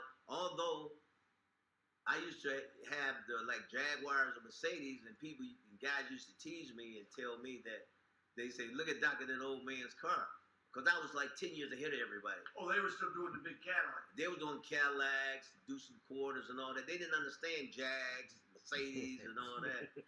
You know. So you're like 19. I was ahead of everybody in the game. With the Jaguar. Doug, you said you bought a house at 17? Yeah, I was about 18. I bought a house in Palmer Woods, 1311 Belmore Drive. That was my first house I bought. I bought it for my attorney. He the one that built it, and I bought it. Tina should have a picture of it. Wait a second. So at 18, you bought your lawyer's house in one of Detroit's most expensive neighborhoods. Right, in Palmer Woods.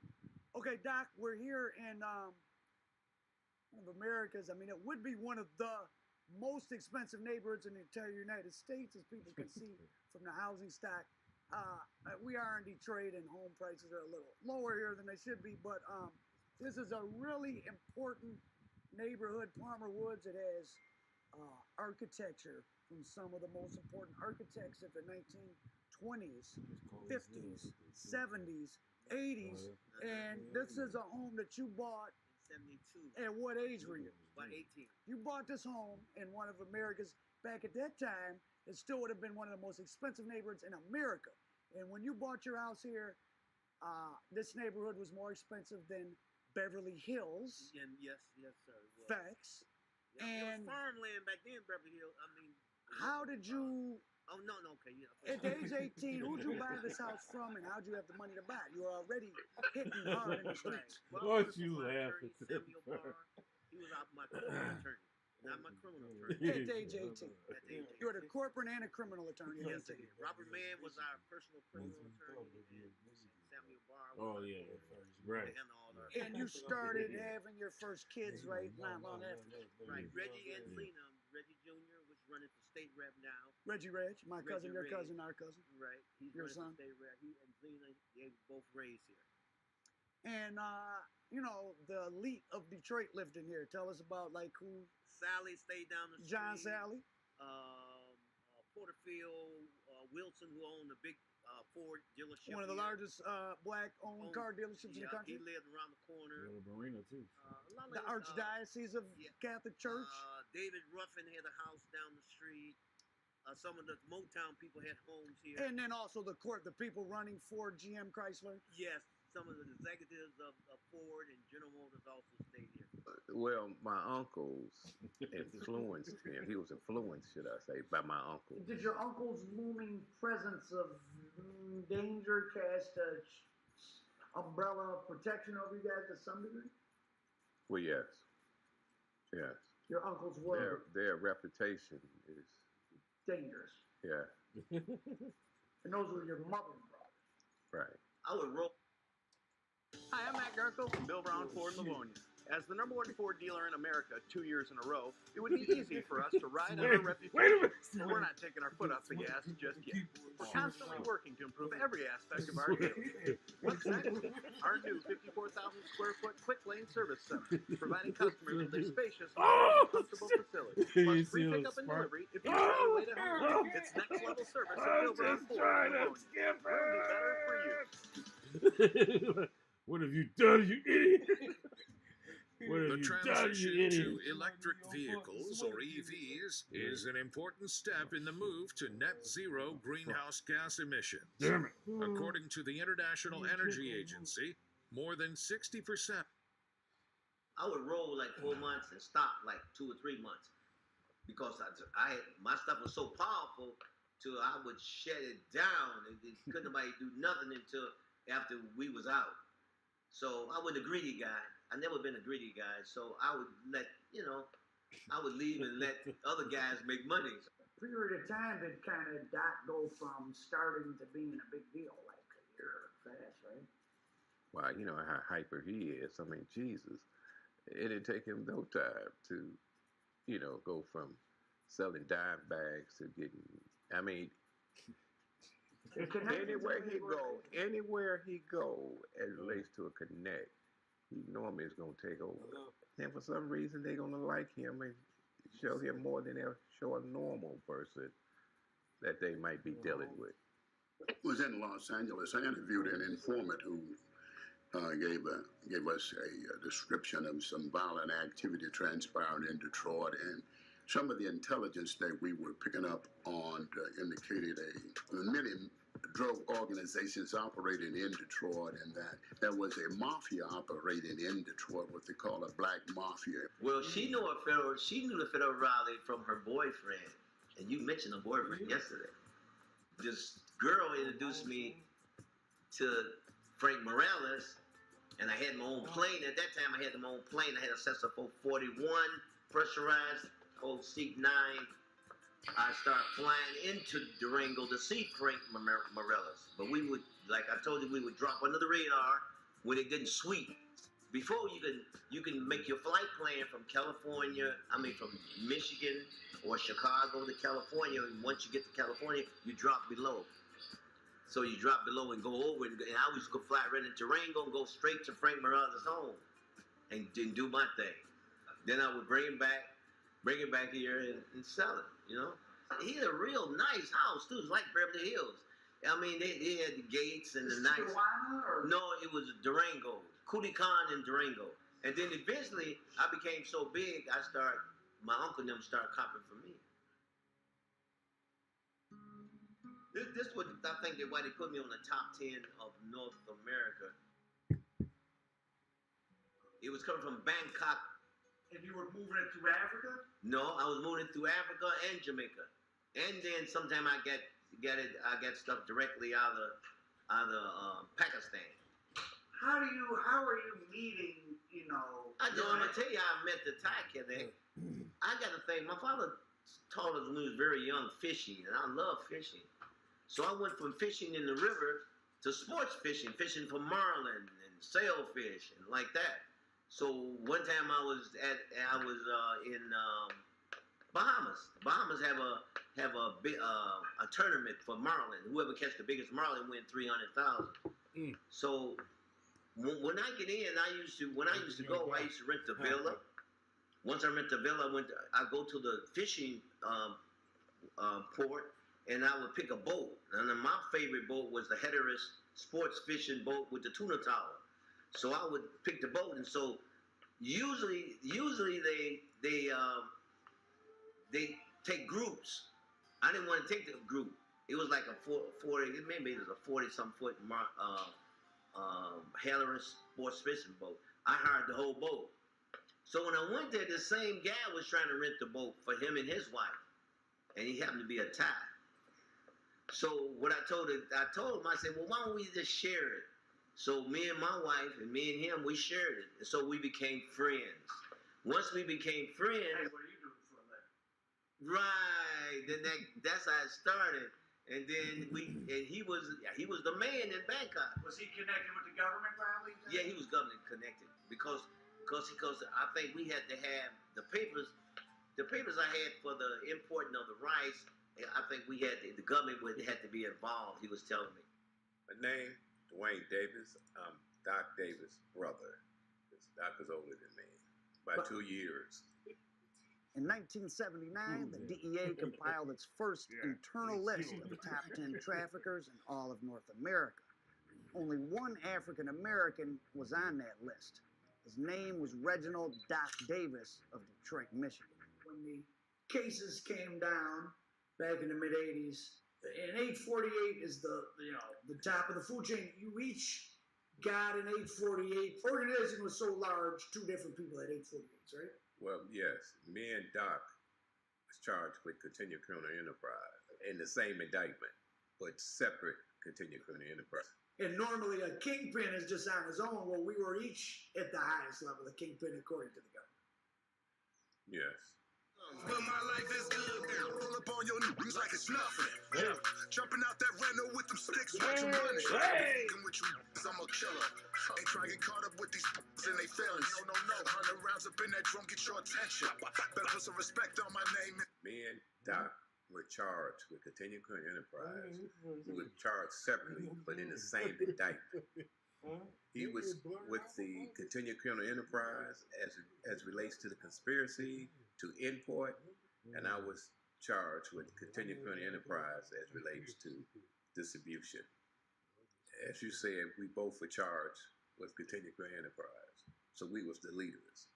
So he was responsible for importing. I was responsible for distribution, getting rid of it once it got to the States. Then I choose who I want to further get rid of it.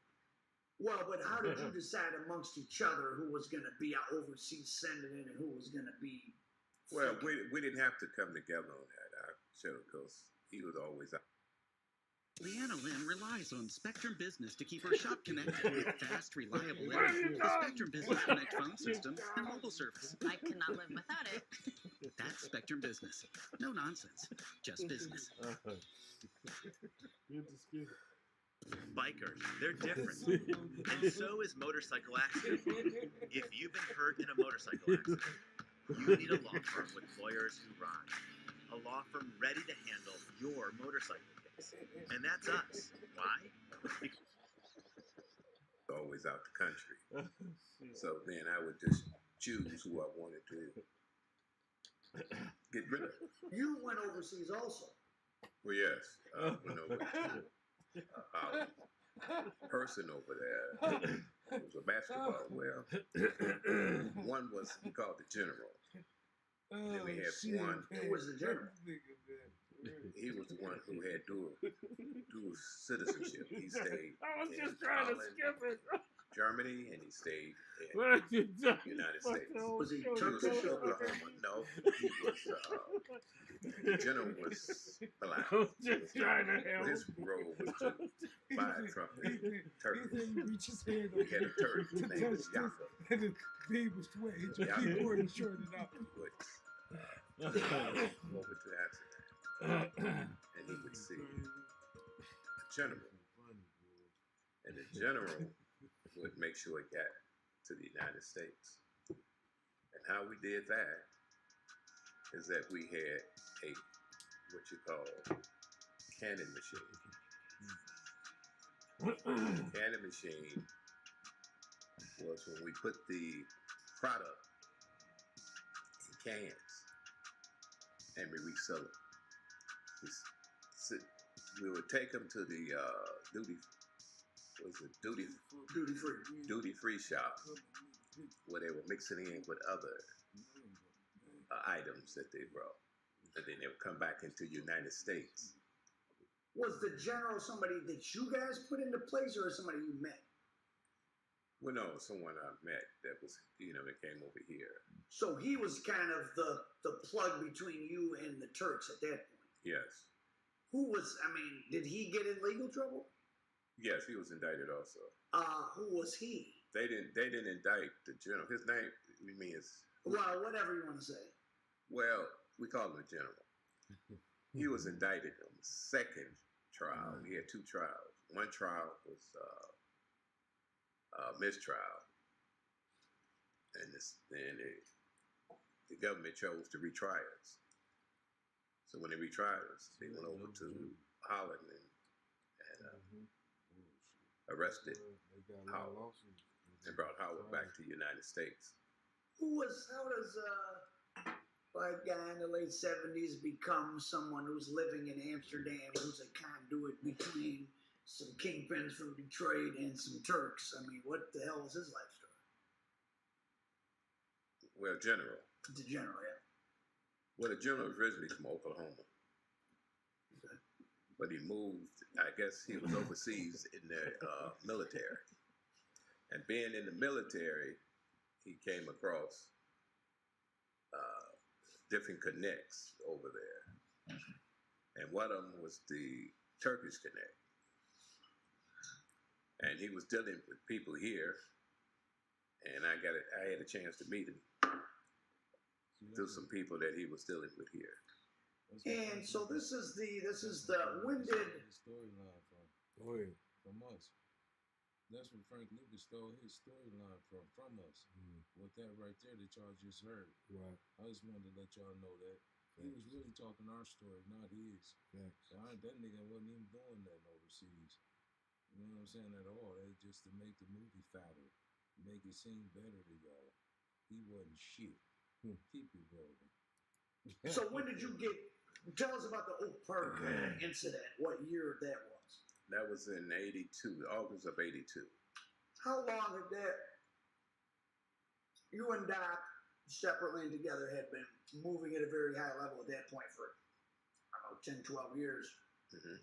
When did the particular conspiracy that ended? Well, it ended with the controlled delivery of a lady coming in from Chicago. And when she came in, she had the duty-free bag with the cocoa can. And she had two or three cans, I don't recall. It was 2 or 3 cans she had.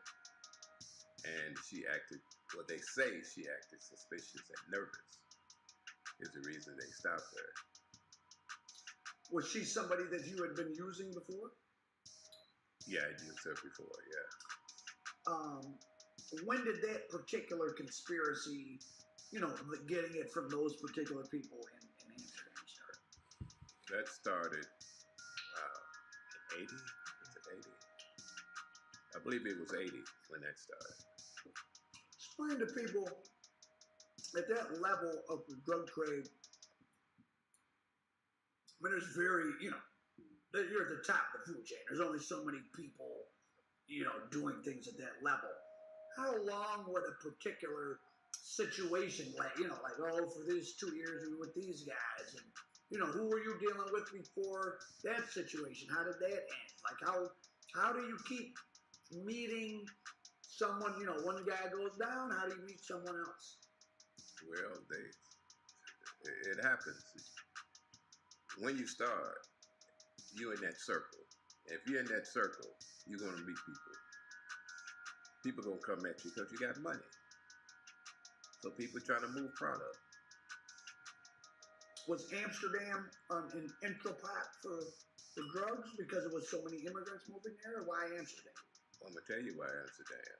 Amsterdam have legal houses.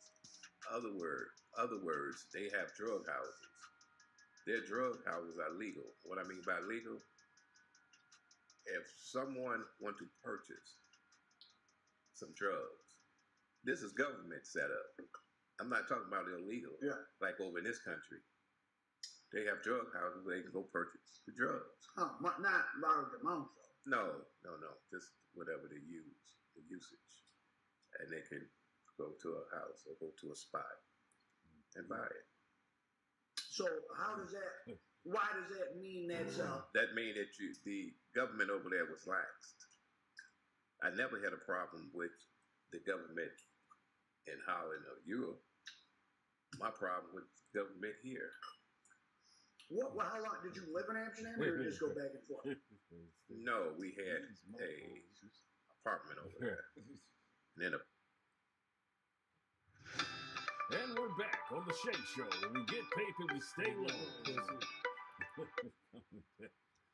in an apartment, we took the walls out and we redid them where there would be you looking at a wall,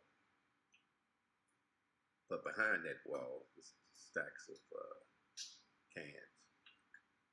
What was your lifestyle like in 1982 when that control delivery was made? It was very good. I was, of course, like my brother said, he was making large sums of money on a regular basis. So my life was good. And, you know, I used to race and love Corvettes. And I used to race them all the time. You know, me and C, I brought some couple of cars from CO. Sylvester, tell us who that is. Sylvester Murray. I brought a couple of cars from him because he was hooked up with Don Massey's Cadillac. Well, his nephew, his name was Tony Pepperelli or something like that. And we can go there and he'd give us the car and we'd pay him later. Yeah. Off the books or somehow you'd avoid the money laundering thing. I mean, wait a minute, I'm not going to say that. I'm not sure. All I know is I can go there and pick up a car, either pay him then or pay him later. This guy owed me some money. He owed me about $100 and some thousand, and I went by his house looking for him, and I saw he had a brand new Cadillac, and I figured that he had took some of my money and brought that brand new Cadillac. Mm-hmm. So once I saw that, I went. Me and Larry went home, and we Larry strapped up, and I told Larry to stay in the car because Larry was well known as a goon, and I wanted to get into the house, you know. So I was the nice guy, and I get in the house. And once I got in the house, the guy was not there, and I stayed in the house about an hour, and the girl was calling around looking for the guy. And in the interim, we got a rule: if we be in the house no longer than like 45 minutes, the other one come and see about you. So Larry had got out the car and came and saw, and at that time, I had got upset. I was waiting there so long. I told the girl to give me the car keys. She gave me. Just so everybody know, this is who we refer to as Doc. This is the one we're talking about. That if a nigga laid it, touch the hair on Doc's head, it's gonna be red wrong. You feel me? It's gonna be a lot of shit dropping. This Doc right here, the infamous 10th International. In his prime, he was the 10th International out of all races. White people, Italians in the world. The 10th International heroin distributor in the world. 10th 10, 10th International heroin distributor in the world when he went down. So there's some history right here. This is the nigga who supplied YBI. He supplied Pony Down. He eased some of their beefs because they was getting supplied by the same nigga. He was able to keep them at bay for a while. But this is him, the infamous Doc Davis. Car keys, and she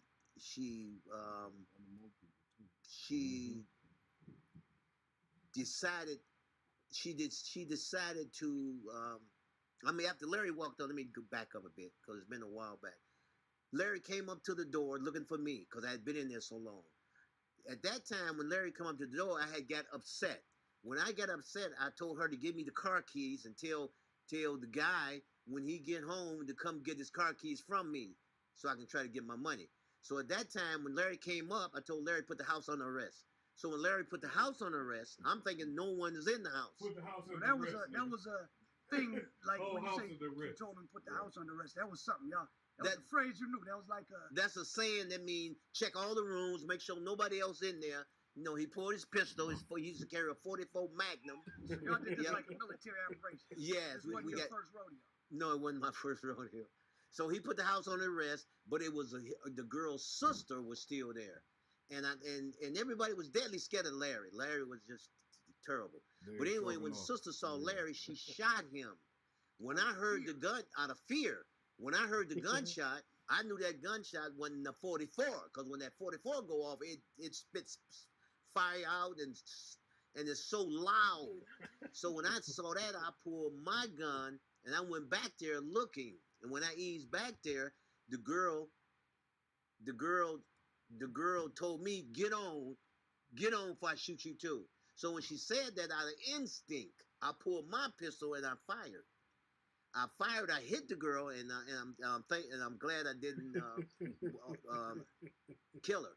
But I hit the girl because I hit them splitting bullets. You know, we had a guy that make our bullets. We had a guy to make bullets?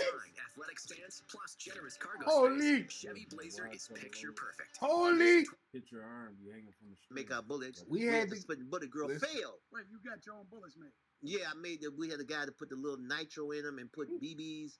And my gun was different than Larry's gun. Larry's gun knocked you down with that 44. So, but the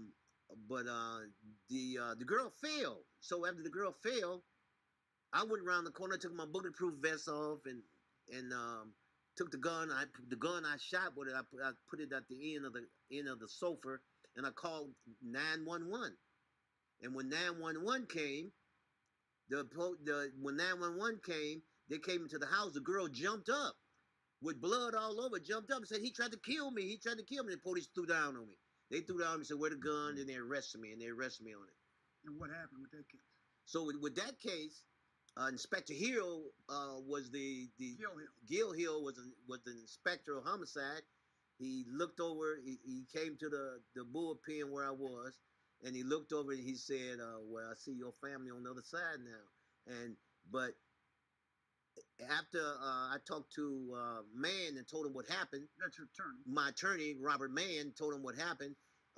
He said, well, if Mr. Davis is telling the truth about what happened, and we're going to call that self-defense. Mm-hmm. But his story got to jail. That girl got to say exactly the same thing that man was telling Gilbert Hill. Technically, I mean, you guys were kidnapping them. In the sense, if you go over there and collect a debt, and you pull out a gun and say, no one leaves till so-and-so gets here, I mean, that's kidnapping. It is. But anyway, I got out of that. Thank God I got out of that situation. But it's interesting. I mean, you had the thinking on your feet and the morals to, even though you were over to get some money, street activities, the girl pulled out, you shot her, your cousin was already dead. Right, he was dead already, but I wasn't leaving him. I wasn't leaving my cousin. For both of them. Yeah, I wasn't leaving my cousin. 911 for both. But yes, I did. Knowing that, I get arrested. And everybody thought I was stupid for doing that. I said, no, that's the thing to do. I waited there when 911 came and I got arrested, and thank God I got out of it. So the difference, people mistake criminals and outlaws for gangsters. Mm-hmm. A gangster is gangsters. Someone has some compassion. And gangsters are part of society. Right. They make up their own laws. Right. And create their own world, sometimes Right. where the government is weak. That's right. And we had our own little rules for everything. You know, one rule was if I be in the house 45 minutes without calling him, he would come see about me. And if it was a girl, if I had a girl with me, if someone come to the car and tell the girl to come into the house, she's supposed to take off and go get help. And that was one of our rules that we was taught by my uncle now. Mm-hmm. The streets of the codes of the streets. We used to pick up about a meal, about $1 million From Seal. From Seal or wherever he designate one of my people to go get the money. So Seal alone. But this time I was going to see Seal about that and maybe some other business. And it just so happened I was going to pick up the money that day. If you're from Detroit, I'm sure you're familiar with Young Boys Incorporated, YBI, and another group from that same era, Pony Down.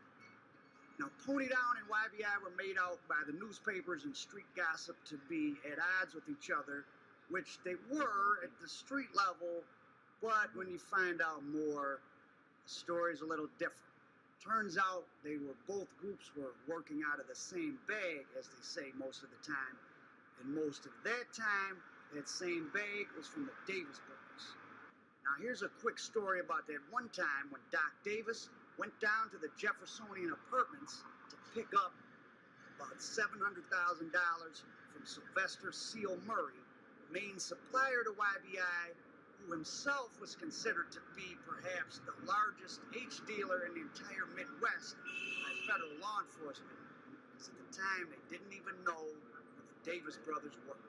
The only person I knew was Seal of the YBI. I didn't know Butch Jones, all the underlings. I didn't know them at all. And just one day, I was going by the Jeffersonian. He had a apartment in the Jeffersonian. It was a high-rise, very nice apartment building on Jefferson near downtown Detroit. And as I was going up the elevator, I sensed, and my gut felt. When you say very nice, this is where maybe a high-ranking Ford executive, Right, lawyers, judges, and all that would be. It was the place. It was the place, the Jeffersonian. And he was on one of the top floors. He was on one of the top floors. Yes, he was. And I was going up there to pick up some money. How much money? Maybe I think it was about $700,000. My memory don't fail me. I think it was about $700,000. And how often would you pick up those volumes of money from someone like Seal? Once a week? But once a week, we used to, like I said, we used to pick up about a meal, about $1 million From Seal. From Seal or. Ancestry made it really easy We to live learn on the about my family's motherfucking thing, history. so we get papers. Finding Hey man, say man. Or wherever he designate one of my people to go get the money. So Seal alone. But this time I was going to see Seal about that and maybe some other business. And just so happened I was going to pick up the money that day. And just so happened it was a raid taking in place. They just missed me being there, sitting there in there for maybe seconds. You were really the guy. Right. That was the man then. The Jeffersonian raid didn't result in Seal Murray's arrest just yet. Seal wasn't in the apartment. Perhaps he had the same bad feeling Doc did. Seal's associate was seen jumping from balcony to balcony on the 27th level, and I guess he was taken into custody. And in that guy's apartment, there was about a half a pound of H found that was 71% purity, and the DEA chemist at the time testified that out of 500 samples he had processed in his career, less than 20 had been that strong. And that's what was in Seal's apartment. Presumably he got it from Doc Davis. Now there was about $800,000 in cash seized from Seal's apartment and the other guy's apartment at the time, and the DEA said circa 1982 when this happened, that was the largest cash seizure they had ever made. Yep. Yep. Yeah, it was in the news. It was in the news. I don't know how much money was in the apartment, but I know at least that 700 was in there because I was coming by there to pick that up. 800,000. So I don't know what he had in there, but my gut feeling said something was wrong, and I just turned around and went back down the elevator and went on and escaped. So if the feds are doing this big raid, or the Joint Task Force doing this big raid, they must have had a bunch of people around. It wasn't suspicious that you get out of a car, go up, go down. Didn't they track you? So you weren't on the radar. They didn't know who No, you were. I wasn't on the radar then. They didn't know you were Seal Supply. Right, they didn't know I was Steel Supply, and the Jefferson is a very large apartment building. It was a big high rise. I mean, they would have to have agents all around, and I would slip right past them because they would have thought I was just a young kid. So I missed that. Yeah, I missed that. Kurt McGirt was alleged to be a 16-year-old hitman for one of the Davis's customers, the infamous YBI, Young Boys Incorporated. Remember we went down there and met What age did you get involved with YBI, and what was behind that? Probably about 13, 14. And how did somebody approach you? Well, he seen me out here doing other things, and he said, "Look, man, that ain't it. Come and go with me." Before the first indictment of Young Boys, Detroit was second only to New York for the consumption of heroin. And they literally took over. That was the precursor for street sales in the United States. It originated here in Detroit. 7 o'clock on a warm evening in March, and you are riding in a caravan of unmarked police cars about to raid what they call a major distribution outlet of heroin in the Brewster Housing Project. Police tell me some of the heroin would be sold to other drug dealers in the project, and some would be given to kids to sell on the street. The place, police say, is a suspected dope house in the Young Boys Incorporated network. Well, my father, he was an interior and exterior decorator and had his own contracting company. We moved here in 1963. We was the few blacks that lived here. How many bedrooms? It's 5 bedrooms. It's 3 levels. It's 3 kitchens. Oh, did YBI go and take over corners, or were you just No, you don't take over corners. You don't do that. It's like taking over something. That's not what a person do. That's not what we did. We don't do that. Okay, we're here on the corner of Selden and Gibson, and back circa 1980, 81 or so, in the wintertime like we are now, there were 22 shootings in just a period of about 2 weeks, just right on this intersection. And why was that? Well, today, there's new developments around here. This has all gone up. New casino down the street, but this was the infamous Jeffries Public Housing Project. Been torn down and replaced. But back then, it was one of Detroit's most valuable drug properties, and YBI and Pony Down and others were shooting each other over who got to sell. They were shooting customers if they bought from the wrong people, and Doc Davis and his brothers were supplying both Pony Down and YBI. Arrest 16 people all at one time over in the Jeffries projects. 15 minutes after we take them downtown, there's another 25 or 30 runners out there dealing dope. That doesn't sound like we're winning to me. And one of those that was shot was one of my cousins, Larry Rebels, was shot in the phone booth right over here, about a block over. He got shot here with a shotgun, but he lived. Beefing with some of the guys in the Jeffrey projects. What was Larry doing? Was he selling? No, Larry was one of my goons, and he was looking for somebody that owed money over in this area, and they caught him. They got him before he got to them, and he shot him up with a shotgun in the phone booth while he was on the phone talking to me. Now, you were never convicted in any of your cases of any violence? No, absolutely not. But, and we're going to practice the fine art of saying less, but to maneuver in the streets of America's most dangerous cities, let's just say the Davis family could be very dangerous if need be. That's right. Thanks, This is one of the second strongholds for the drugs during that time, besides John Iron Erskine and Dexter and other places. that the YBI and the Pony was involved How in. much a day would come out of just a place like this? About the same thing, about 100,000 a day with all the different groups that would be down here. You know, just come and post up like anybody else. And you wouldn't be the only guys out on the block. Nah, we wouldn't be the only ones out here posted up. And it was what, best bag wins? The customers bought what they wanted? You know, yeah, pretty much. Whoever. Hi, this is Damian Lewis. Hey, it's Paul Giamatti.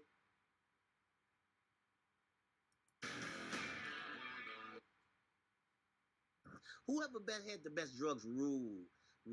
And we were supplying YBI and Pony. Yeah, well, we would mix the stuff out of Amsterdam, which is number 3, the stuff out of Bangkok, which is number 4. You know, number 4 means more highly refined. number 4 is the best it comes. It's 97.4 pure number 4. They call it number 4. It comes from the Golden Triangle. Then you got number 3 that comes from Turkey and Pakistan and them areas around there, which is more crude. 2 in the afternoon at Woodrow Wilson and Cortlandt on Detroit's west side. Watch the teenager in the blue jacket as he approaches the car, throws a signal by holding up 2 fingers, and finally waves the car in. A moment later, a second youngster approaches the car and apparently makes a delivery. The car drives away, and the teenager in the blue jacket passes the money he's received to the runner who made the delivery. We would mix the 2. And once you mix your 2, you'll have something with a strong hit, which would be the number 3, and the high and the whole would be number 4. So once you had that, you would lock the city down. See, a lot of guys didn't have the capacity to go overseas and get dope like from Amsterdam, Turkey through Amsterdam and Bangkok. And they didn't have the connections like that. It wasn't too many that had connections. I had in 4 different parts of the world, 4 continents. 1 key of the number 3, 1 key of the number 4, mix it together. And then we would give 1 key to a week to the Ponies and 1 key a week to the YBI. What would this block look like on a day like this back in '82? Full of young guys or? No, just everyday thing that's going on. You know, guys be talking about how they run to cars. We've been running the cars.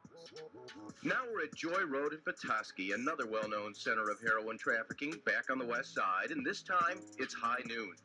Young people and teenagers are out on the streets stopping cars, apparently making sales right under our nose, and hollering out what police say are brand names of heroin like Whipcracker.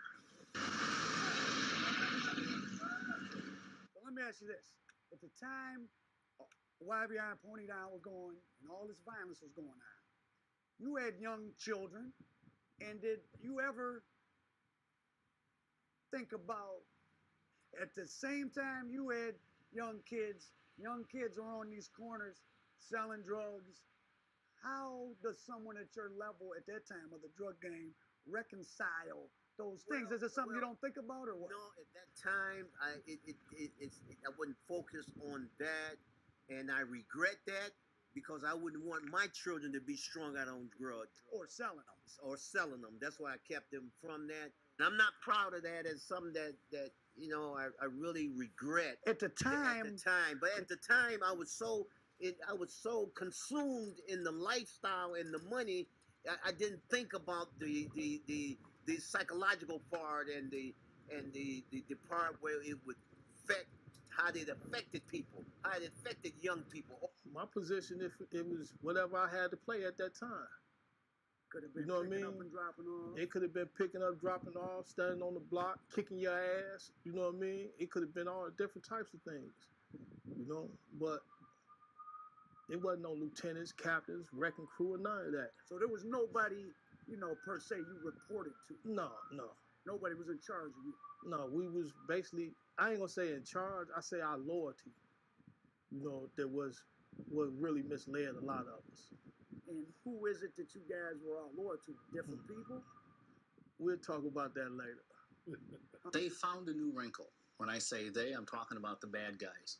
They found a new wrinkle. They found a way to use the system to beat the system. Yeah, they was on about $1 million a week.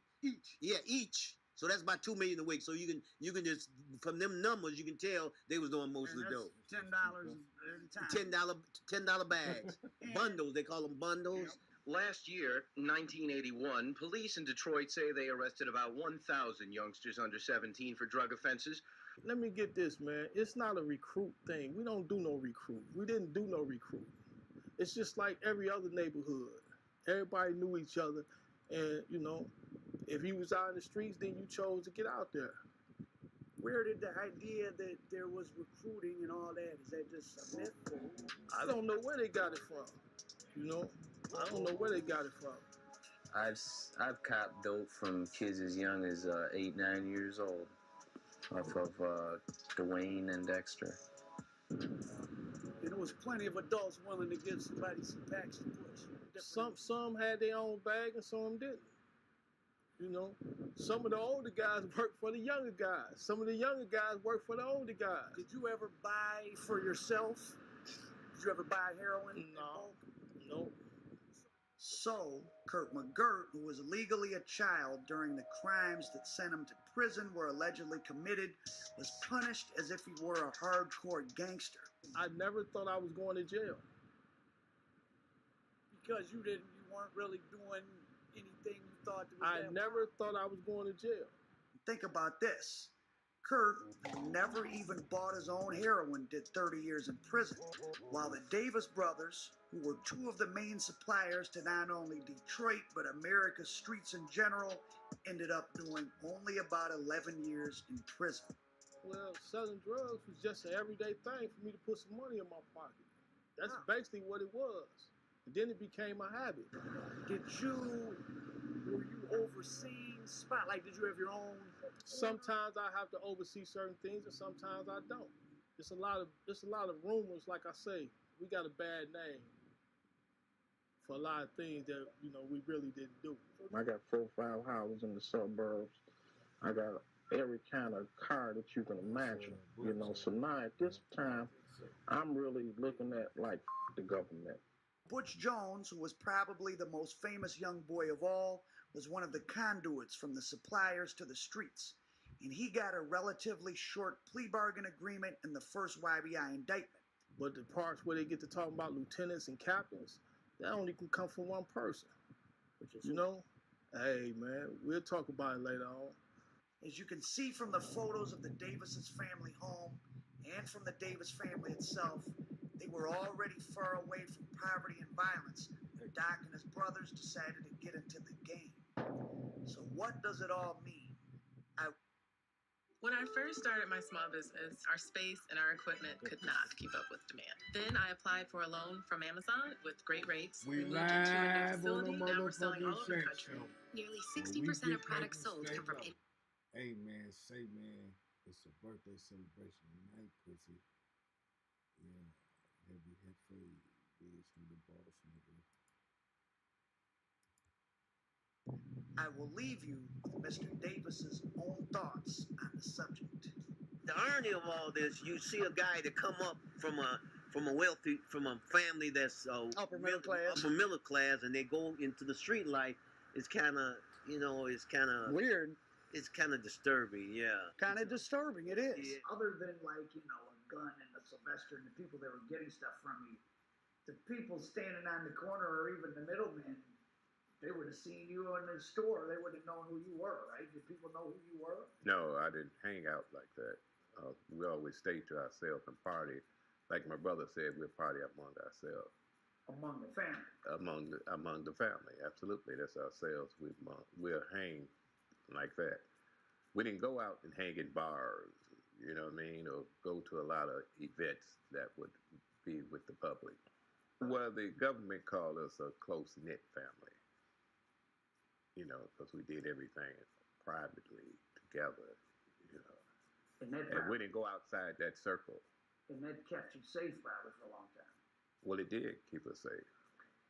What sort of, Detroit, before then, during then, and now, is every year number 1, number 3, number 2, murder rate. Were you guys sort of, you're in the suburbs, what was the danger level did you feel like for you personally and your family? Well, we didn't have a problem with feeling, threatened or any problems like that.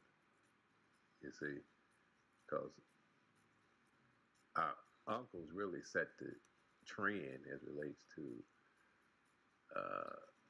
identifying us, who we were and was at that time. People wouldn't come at us like that. We did have one incident now. Which was that? Where I got kidnapped. Tell us about that. Well, a person made an order. How much? There was a lot. So I delivered the order myself. I usually don't.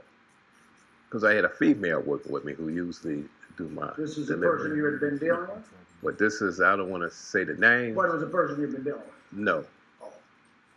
But it was a person who was indirectly, I knew. He was somebody in the streets or whatever. No, it was somebody indirectly that I knew that was related in the family. Oh, okay. Through marriage, like that. So, What year was this? I can't. Roughly 79, 80. It had to be about 78, 79, somewhere up in there, I believe. Yeah, around there. About 78, 79, yes. And tell us what happened.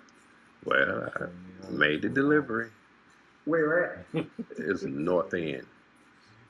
It was So North you're End. bringing what, a couple thousand grams to the North End? Right, I do. Yeah. And North End now is at the edge of kind of the gentrification, and it's still not nice. It's not as bad, but at that time, that would have been one of the most dangerous probably neighborhoods in America. Well, yeah, a lot of them was dangerous. I had no problem going in them or slipping in them and slip out. Why wouldn't you have a guy like that come meet you at a hotel in Southfield or just somewhere a little more? Or that was everyday business, going to drop off? No. Remember, I had my other people. I had a female who would do most of my deliveries and pick up from YBI and Pony. But again, this is a person who was indirectly connected to the family. So you feel it's zero risk. So, yeah. And the way, they portrayed themselves and how they were sounding, I was lax. And that's what caused me. Tell us, what's the mechanics of what happened? necessarily work for him. Well, I went to make the delivery, as I said, and waiting on the money. I hand over what the order was, and it was a stick up. And they say, no, we want more. So they wanted me to call and make a bigger purchase. Oh, to ask for more to be Ask for more to be sent. And so. What doc you had to call, or just wherever the stash was? No, I had to call. Who did I call? Because Doc was out of town. I believe it was my uncle. Oh, so they were still. They're still around. And, that was the wrong person to call. And so he brought whatever the order was. And that's how I was able to be released. Because they came for what they did. They came full force and they. You got released. And I got released. They released me. And this isn't an incident that law enforcement ever knew about. No, we never got hit. We never got involved with them. Took care of our own business. They used to try to beat us there or try to catch us, but they never could. We used to pick up about $1 million. From SEAL. From SEAL or wherever he designate one of my people to go get the money. So SEAL alone. But this time I was going to see SEAL about that and maybe some other business. And it just so happened I was going to pick up the money that day. If you're from Detroit, I'm sure you're familiar with Young Boys Incorporated, YBI, and another group from that same era, Pony Down. Now, Tony Down and YBI were made out by the newspapers and street gossip to be at odds with each other, which they were at the street level, but when you find out more, the story's a little different. Turns out both groups were working out of the same bag, as they say most of the time, and most of that time, that same bag was from the Davis brothers. Now, here's a quick story about that one time when Doc Davis went down to the Jeffersonian Apartments to pick up about $700,000 from Sylvester Seal Murray, main supplier to YBI, who himself was considered to be perhaps the largest H dealer in the entire Midwest by federal law enforcement, because at the time they didn't even know who the Davis brothers were. And the only person I knew was Seal of the YBI. I didn't know Butch Jones, all the underlings. I didn't know them at all. And one day, I was going by the Jeffersonian. He had a apartment in the Jeffersonian. It was a high rise, very nice apartment building on Jefferson near downtown Detroit. And as I was going up the elevator, I sensed, and my gut felt. When you say very nice, this is where maybe a high-ranking Ford executive, right, lawyers, judges, and all that would be. It was the place. It was the place, the Jeffersonian. And he was on one of the top floors. He was on one of the top floors. Yes, he was. And I was going up there to pick up some money. How much money? Maybe I think it was about $700,000. If my memory don't fail me. I think it was about $700,000. And how often would you pick up those volumes of money from someone like Seal? Once a week? Well, once a week, we used to, like I said, we used to pick up about a meal, about $1 million from Seal. From Seal or wherever he designate one of my people to go get the money. So Seal alone. But this time I was going to see Seal about that and maybe some other business. And it just so happened I was going to pick up the money that day. And just so happened it was a raid taking in place. They just missed me being there, sitting there in there for maybe seconds. You were really the guy. Right, right. That was the man then. The Jeffersonian raid didn't result in Seal Murray's arrest just yet. Seal wasn't in the apartment. Perhaps he had the same bad feeling Doc did. Seal's associate was seen jumping from balcony to balcony on the 27th level, and I guess he was taken into custody. And in that guy's apartment, there was about a half a pound of H found that was 71% purity, and the DEA chemist at the time testified that out of 500 samples he had processed in his career, less than 20 had been that strong. And that's what was in Seal's apartment. Presumably he got it from Doc Davis. Now there was about $800,000 in cash seized from Seal's apartment and the other guy's apartment at the time, and the DEA said, circa 1982 when this happened, that was the largest cash seizure they had ever made.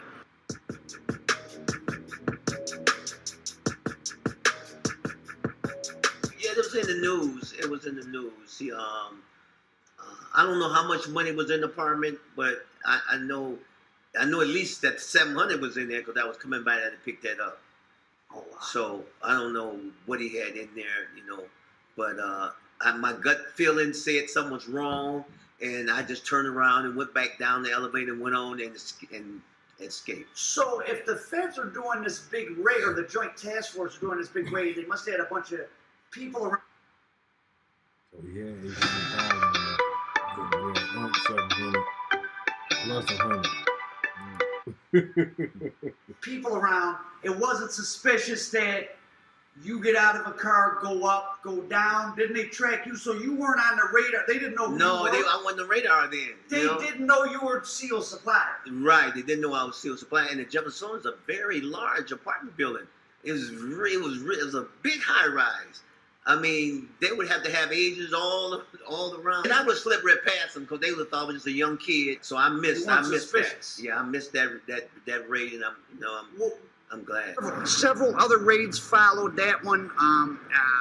Two of them on Tracy Street near 7 Mile, Northwest Detroit.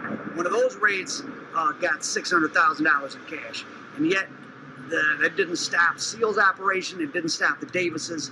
It sure didn't stop YBI. And that gives truth to the old saying in the street, there's no business like blow business. Because if you're getting H from overseas and you're stepping on it and putting it on the street, the profits margin is so astronomical, you can lose $500,000 here, $1 million there, 300,000 there. Doesn't matter. Just get some more. The markup is so vast. What does it feel like to see something that, like, oh shit, that was meant for me on the front page of the paper? Is that a weird? The next day, like, you feel good. You feel good because you have to worry about having to pay lawyers, go to jail, and be caught with a large sum of money. So it's a good feeling. It's like a natural high. It's a good feeling. Were you fearful in those initial days of SEAL or whoever saying, oh, that was Reggie's dope, or no? No. He was kept it solid back then, man. He wouldn't do that because if he had did that, he would have got cut off. But he wouldn't have did it anyway. SEAL wouldn't have did anything like that anyway, because the quality of dope that he was getting from us, it was better than the Dago's dope. I mean, I imagine he was getting dope from other people, but the best dope he was getting it from the Davis family. And talk about your operation. Was damn, the real black mafia, nigga. Keep on ticking without missing a beat. Just because the price I was paying for it in Bangkok, which was $3,500 a pound, and then it went up. Tell us about the 500-gram thing. For if anybody is talking about they were getting kilos, they lying, because the Thais don't deal in kilos. They only deal in pounds, no matter how many you get. But they deal with the different measuring system, the metric system. They deal, instead of 448, they deal 500. And back then, it was spoons instead of weight. And the 97.4 heroin is so light, you get 360 quarter spoons in 1 kilo. So a person like SEAL or a person like Gunn could take 1 kilo and make a meal. But if he gets something that's heavier, which is less quarters, like 200 and some quarters, they only can make about 700,000. But the stuff that they was getting from us would mixed up the stuff. They had more quarter spoons. It was 360 quarter spoons in 1 kilo of it. Let me break the math down. So a kilo is costing you roughly pounds. Well, I'm just saying. Okay, so, you can say it like that for. So it's 7,500 plus 7,500. It's costing you about 15,000. Right. There's certain expenses involved in getting it to right, the US. Right. Because I was saying I would get about 10 women, send them on a tour to an island.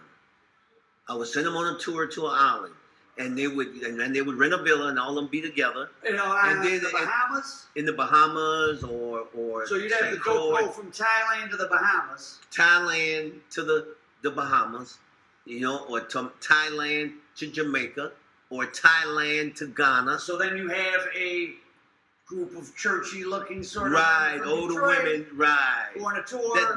That's unfortunately that's how my mom got tied up in it, because I called her down one time to Did she know what was going on? I doubt if she knew. She might have had some inkling. She knew something wrong, not specifically what. But she, I was down there too on vacation, and so I called her down, and that's how she got caught up in that case. So in Miami, you were kind Florida. of running a game on her to a degree too. Right, maybe. I was just wondering, her company had missed her, they hadn't seen her in a while, and she came down and got caught up in something she shouldn't have got caught up in, and they wind up charging her. And that's that case that with the Halpern beat. That's the case that Sheldon Halpern beat. That was one of the big cases that we beat. And there's a walk-in with cash, and he ran off with 3 Cadillacs. That impressed me. And then what really impressed me, when I saw him with all that money, I saw him with a pool table full of money from one end to the other, stacked high, and I couldn't understand where that money come. I was so young. She knew the Federal Raleigh from her boyfriend, and you mentioned a boyfriend yesterday. This girl introduced me to Frank Morales, and I had my own plane. At that time, I had my own plane. I had a set.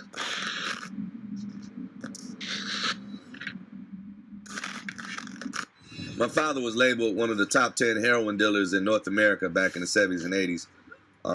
And he provided a great life for myself, my siblings, my sister, my mother, his siblings. There was 10 of them, 5 boys, 5 girls, his parents. I ain't got no violence in my record, none at all. I'm not saying I'm not a dangerous guy, but they was singing.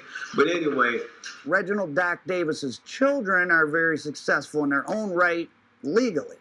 The most high profile is his son, prominent radio personality, Reggie Reg Davis, a.k.a. my cousin, your cousin, our cousin from FM 98. I'm sure most of the people in Detroit know who he is, and right now he's a fast-rising politician. Shout out Reggie Reg, nigga. His father and uncles used ceasefire, baby, to become kings of kings in the street game to empower his own family and Detroit's black population through politics instead of trafficking. In the 70s, we all had houses, condos, apartments out in California, and he would pay all of the bills. And I think it was something like, in the 70s now, it was like $40,000 a month or something like that was his overhead. He bought his mother a $5 million mansion in Beverly Hills from a white actress, a beautiful mansion that we go, on the weekends, we go over to my grandmother's house and go swimming and go in the back and pick cherries up the hill in back of her mansion. Before we finish this, the same mansion that he's speaking of, this nigga right here, Tons, and maybe he'll in the back, right? I see Lanita say they were so fucking bad that they woke up one day and these niggas had took everything from the refrigerator and put it in the pool in the back. And they was in that bitch swimming like it wasn't nothing going on. They took all the milk, all the fruit, everything, threw it in the motherfucking pool. They were just in that bitch just having fun like a motherfucker. Auntie Anita told me about that story. They were bad to the motherfucker. That wasn't me. I wasn't born yet. These niggas fucked up, y'all. I used to pick all the strawberries up the bushes early in the morning. Same time. Where anybody got up. Right, could no lock stop me. Could no lock stop me, nigga. They was fucked up. You hear me?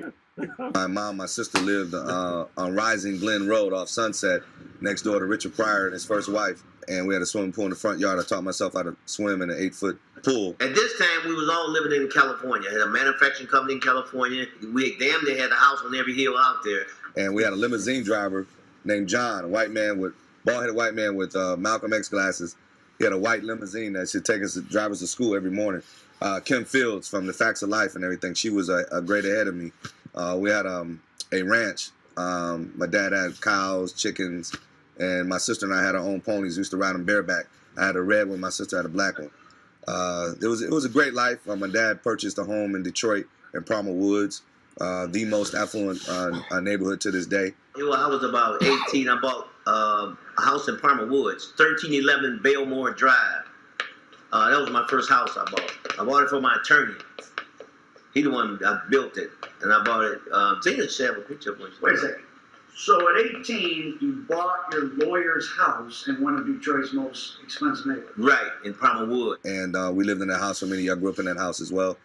And so we had a great lifestyle thanks to my dad and, the things that he bought for us. But that was his life. But I thank God to this day that I had that dream at age 7, which put me in front of a microphone, uplifting people and affecting positive change in Detroit. And that became a quest for me to make a career out of, you know what I mean? So that to me is a beautiful thing, man. On Facebook and I guess all of them, Facebook, Twitter, Instagram, whatever, Reggie Reg Davis. You can find me there. Or you can go Google and put Reggie Reg Davis and you got like 10 pages of stuff on me. But what I like you to do is, you guys already YouTube, go YouTube, put Ceasefire Youth Initiative. Up top, Ceasefire Youth Initiative on YouTube. It's a lot of stuff, videos from over the past 15 years of our work in the community. Someone told the agents here that I frequently comes to the Ann Arbor area and meet my kids around Christmas. And so what they did was they circulate my picture to all the major hotels there. And they say, when this guy show up, call us. And the busboy, who I used to give $1,000 to, I used to give him $1,000 every time he took the luggage for Christmas. He is the one. Right. Damn. Ain't that about the truth? Like a real toilet. Doing her best. The one that snitched. That called him.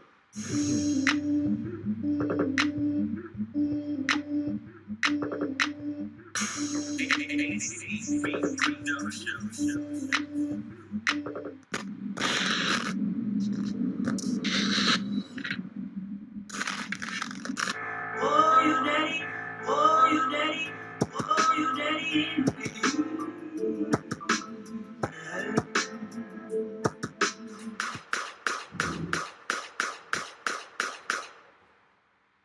Not a lot of unique things in the world of crime, but Young Boys Incorporated and their rival Pony Down are a unique phenomenon in American crime history. In Detroit, big money in the pockets of small boys has the attention of federal investigators.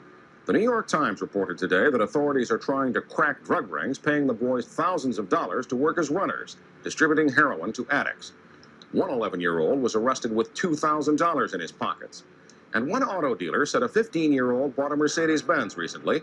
The rise of the teenage drug kingpin in urban America. Before crack cocaine was ever heard of, Young Boys Incorporated and Pony Down were infamous for using kids, 11, 12-year-olds, as runners. And he started buying dope from Young Boys Incorporated. I've copped dope from kids as young as 8, 9 years old, off of Dwayne and Dexter. The kids work in teams, one collecting the money, another delivering the dope, others acting as lookouts, and all are decoys for one another. And when a lookout throws a signal, a busy street can become deserted in a matter of seconds. That way, a cruising police officer sees nothing. You know, Murray Hill and Sarah Mars, where we took everybody to a hotel right there once we figured on what we was going to do. We actually started on Ward Street, and it was me and my older brother figuring out. When my older brother came home in the 70s, we said that we wanted to get some money. You know, I was selling weed at the time, and my brother, he took my weed money and invested in other stuff. You know what I mean? The Davis brothers were supplying both of them at the same time. Pony Down and Young Boys Incorporated. The YBI, they was in competition with the Pony Down. They used to bring us $1 million a week, and the Ponies would bring $1 million a week. Pony Down, no one's ever really talked from Pony Down. There's not really pictures of them floating around much. There's just a few newspaper articles. But Doc Davis made some calls, and we're going to call her Miss Pony, who is a female relative of the Pony Down founders. Hi, my name is or my brothers were the Pony Downs. LB, one of the Pony Down lieutenants, he called in from prison where he's serving time for another charge. It's all in the area because, see, one of them you'll call Finkel, which they was back in the day, we would call FMK, Finkel Mafia Killers. And the other one, when you said 6 Mile would be the Boogie Down Bronx, you know what I mean? It's Yeah, like yep. different areas, you know? But that was a nicer area than like Dexter or 12th Street, right? Absolutely, that's what he's trying to say. It was a nice area. Yes, we grew up as middle class. Well, my parents were middle class. What sorts of jobs did they have? Well, my father was a laborer, and my You mean mother. like at the plant? Yes. So it was an auto industry. Yes. So he was a high-paid laborer. Yes, he was. And my mother only worked a couple of part-time jobs from what I can remember. And then she just stopped working and just took care of the family 100%. But what I remember is that anybody who was hungry, my family would always feed them. We would always have neighborhood friends at our home. When it started, when did it start to feel like your brothers were, like, where is this money coming from? I graduated out of high school and I received a brand new Camaro, a red Camaro. I was the president of my graduating class. What high school? It was Cooley. And when after the ceremony and I came outside and I saw this brand new red car, I'm like, I knew it was mine. So I'm like, give me the keys. And then in college, you said you got another graduation. I received a Mercedes, a 450 SEL. For? A graduation gift from college. And what'd you major in? BSBA in accounting finance. YBI, the only difference, YBI start, at least from what I can recall, they started earlier, and this whole concept of using two things that people didn't use before, which was young kids that were juveniles and taxi cabs to do the drug deals, because you can't forfeit taxi cabs, although I think they eventually did. Was Pony Down, what was the level of sophistication of them and the size versus YBI? Pretty close to the same to me. I'd say, they had a lot of guys. I mean, I'd say for 3 or 4 years, I didn't do much that wasn't somehow affiliated with them. Somebody gets stopped for a pistol, somebody gets stopped with some drugs, and a lot of the other lawyers that worked around me, they were pretty active. Let's put it that way. They were very active. They're tough guys. They can take it when they go to jail. They're real crooks. They know that's part of it. They know you got to pay lawyers' fees. They know you got to pay bonds. They don't whine and complain. They know they did it. You get them a great deal, or if you have a tribal case and you win it, they're appreciative. They don't, as far as I can see, they don't go straight afterwards. Stuff. Yeah, it was middle class, but we came from Dexter. We come from Dexter's Joy. Oh, so you're from the same general area that the YBI guys are from? I don't give a fuck about you and that bitch in the jury, your punk ass car, none of that. Nigga, I'm from Dexter. I'm YB and Lead is an invisible threat. It's especially unsafe for children because their bodies and brains are still developing. Lead exposure can come from paint in homes built before 1978, dust, soil, and some imported goods. Lead can also get into drinking water from older plumbing. There's one sure way to know if your child is being exposed to lead. Talk to their doctor. Yeah. That's where we all come from, that area over there. But in the 69, we moved to a better area. We live on a motherfucking Shank Show. We get Pepper Stay Low. We got DFG all night, Young nigga. Boys Incorporated. Young Boys Incorporated was very aggressive, taking over street corners. When they had disputes, because remember, it's 300-400 ponies and it's 300-400 YBI, and they go to clubs together and they fight and they have problems and they have problems with women. They be messing with each other's women and different stuff. Well, you know something about that though? After we turn it on down, I see how the young cats carrying it in the club and stuff. I never went to the club. I might pull outside in the back and see them and stuff. I never went in there with them because I already knew it was gonna be some confusion. Oh, so you guys really couldn't even go out that much, or it was because it just caused too much of a frenzy? We would call a meeting and we resolve that. We would say, look, it's about money. It ain't about all this ego and pride. And Did you feel like one of the most powerful or important people in the city of Detroit at that time? At that time. Yeah, I felt the power. Was feeling powerful the real high at that level for you guys? Yes. There was, I guess, it was called Best Bag Win. So multiple heroin dealers would have their product on the same street corner, and whatever brand the drug user wanted to buy, he could. But YBI put a stop to that in parts of Detroit. You had to go. And because you were a family unit, and YBI suffered from all that infighting and what Butch Jones was doing to everybody and etc., you guys were a tighter unit. So would you say, and Mr. Davis, would you say, having interacted with both parties, that Pony Down might have been more organized and disciplined They were more disciplined and organized than YBI? Right, and they would than YBI. Really, the violence. We we treated all our people like we was all brothers. If one of our brothers had a problem, all of our brothers had a problem. Peter Gunn, who was the guy that Doc Davis and Dwayne supplied, he recently died.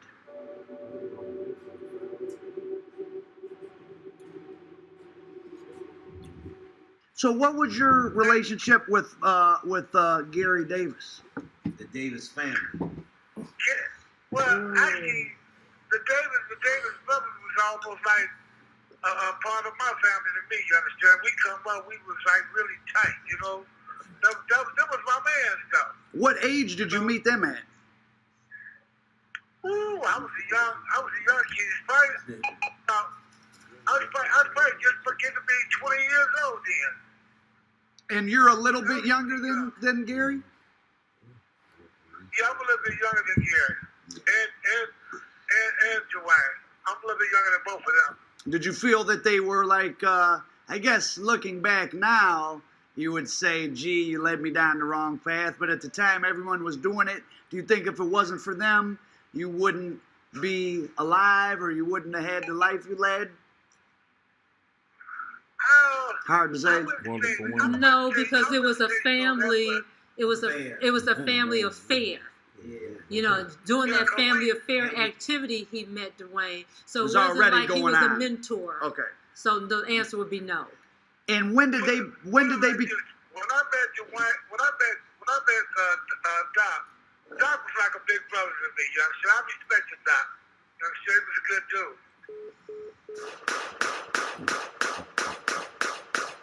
One thing they gotta know is that we This had is just that a little plug in piece that of the work. story of Pony Down. It's too complicated for me We to had say that this is plug the in that story. work, This nigga. is just one small that chapter plug in of that their work, it story, would've been and tight Pony for Down niggas, you hear me? is one small It would've piece been of the tight for puzzle niggas.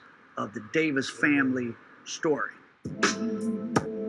Niggas would have to figure it out. We figured it out for you. Watch all chapters. Yes. Hey, we gonna leave it here, y'all. Hey, listen. We live on the motherfucking Shank Show. We get paper, stay low. Hey, man. Say, man. Birthday celebration tonight.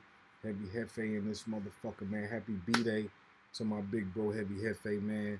We got 2 tons in the motherfucking building. We showed y'all what's to come. We working on the film. We finna transition to the film, nigga. 50, watch out. Everybody doing that. They want to do that street shit. Watch out, cause we got the story that's bigger than all that, bro. Tell 50, holla at us. Yeah, you better get with us. Tell me you better get with us. Yeah, you better get with us, nigga. Tell you, I ain't finna come looking for you either, nigga. Or we're gonna be your competition. It's Young Rich to his over with, Lamb Blood, nigga. You know what the fuck it is. Yeah. Hey, every time the Shank Show go live, we live on Instagram, Facebook, YouTube, and Twitch. So tap in, fuck with us. There's gonna be more to come. We working on a lot of good shit. We're gonna do some sketch comedy. We're gonna do some scenes from the series, the various series that we get. And all of it is based on the true story. So stay tuned, nigga. Tap in. Tell me. We lying to you, nigga. On that note, salute. We gone. One love, nigga. Lion blood. You know what the fuck it is. Happy birthday, Hefe. Shout out my nigga Rich D. Letterman in the motherfucking building, fucking with the Shank Show the long way. That's cuz, that's blood. You know what it is. He got his own story. His daddy was infamous. You feel me? Larry Rebel, son of Larry Rebel. Hey, you heard Doc talk about him, so you know it's real, nigga. Hell yeah. It's on the floor, man. I love you, cuz. Love you, cuz. Yep. We all love you. One Love you love, guys, salute. nigga. Salute is on. Yeah. Till the next time, it's the Shank Show and we love you, nigga. We out. And the pussy, it's like dog, nigga. Picture in the park. He on the team now. He gon' have to put that murder down. He wanna be round. Pussy. Ain't no stretching, ain't no capping. I'm from the deep town. Yeah. Niggas active, all action. Sent the 100 down. Money. Got 250 back. Please don't speak on this shit if you ain't living that. Shot 50 grams to the V and made 50 racks. Ain't no 6ix9ine over here, we a killer rat. Do the crime, do the time, niggas ain't feeling that. But we gon' make him stand tall, push his hat back. Right now. Ride round this bitch dolo with that strap. I don't trust a bitch, fuck a hoe, she a rat trap. Mix the boy with the pit, that's a Mac pack. Bitch, I'm a demon, I be leaning, fuck a scat pack. Hopped in that B and spit the 10 on that red thing. Ain't nobody find a pussy. It's like dog nigga, picture in the park. He on the T now, he gon' have to put that murder down, he wanna be round. Ain't no stretching, ain't no capping, I'm from the D-town. Niggas active, all action, sent the 100 down. Got 250 back. Please don't speak on this shit if you ain't living that. Shot 50 grams to the V and made 50 racks. Ain't no 6ix9ine over here, we a killer rat. Do the crime, do the time, niggas ain't feeling that. But we gon' make him stand tall, push his hat back. Right now. Ride round this bitch dolo with that strap. I don't trust a bitch, fuck a hoe, she a rat trap. Mix the boy with the pit, that's a Mac pack. Bitch, I'm a demon, I be leaning, fuck a scat.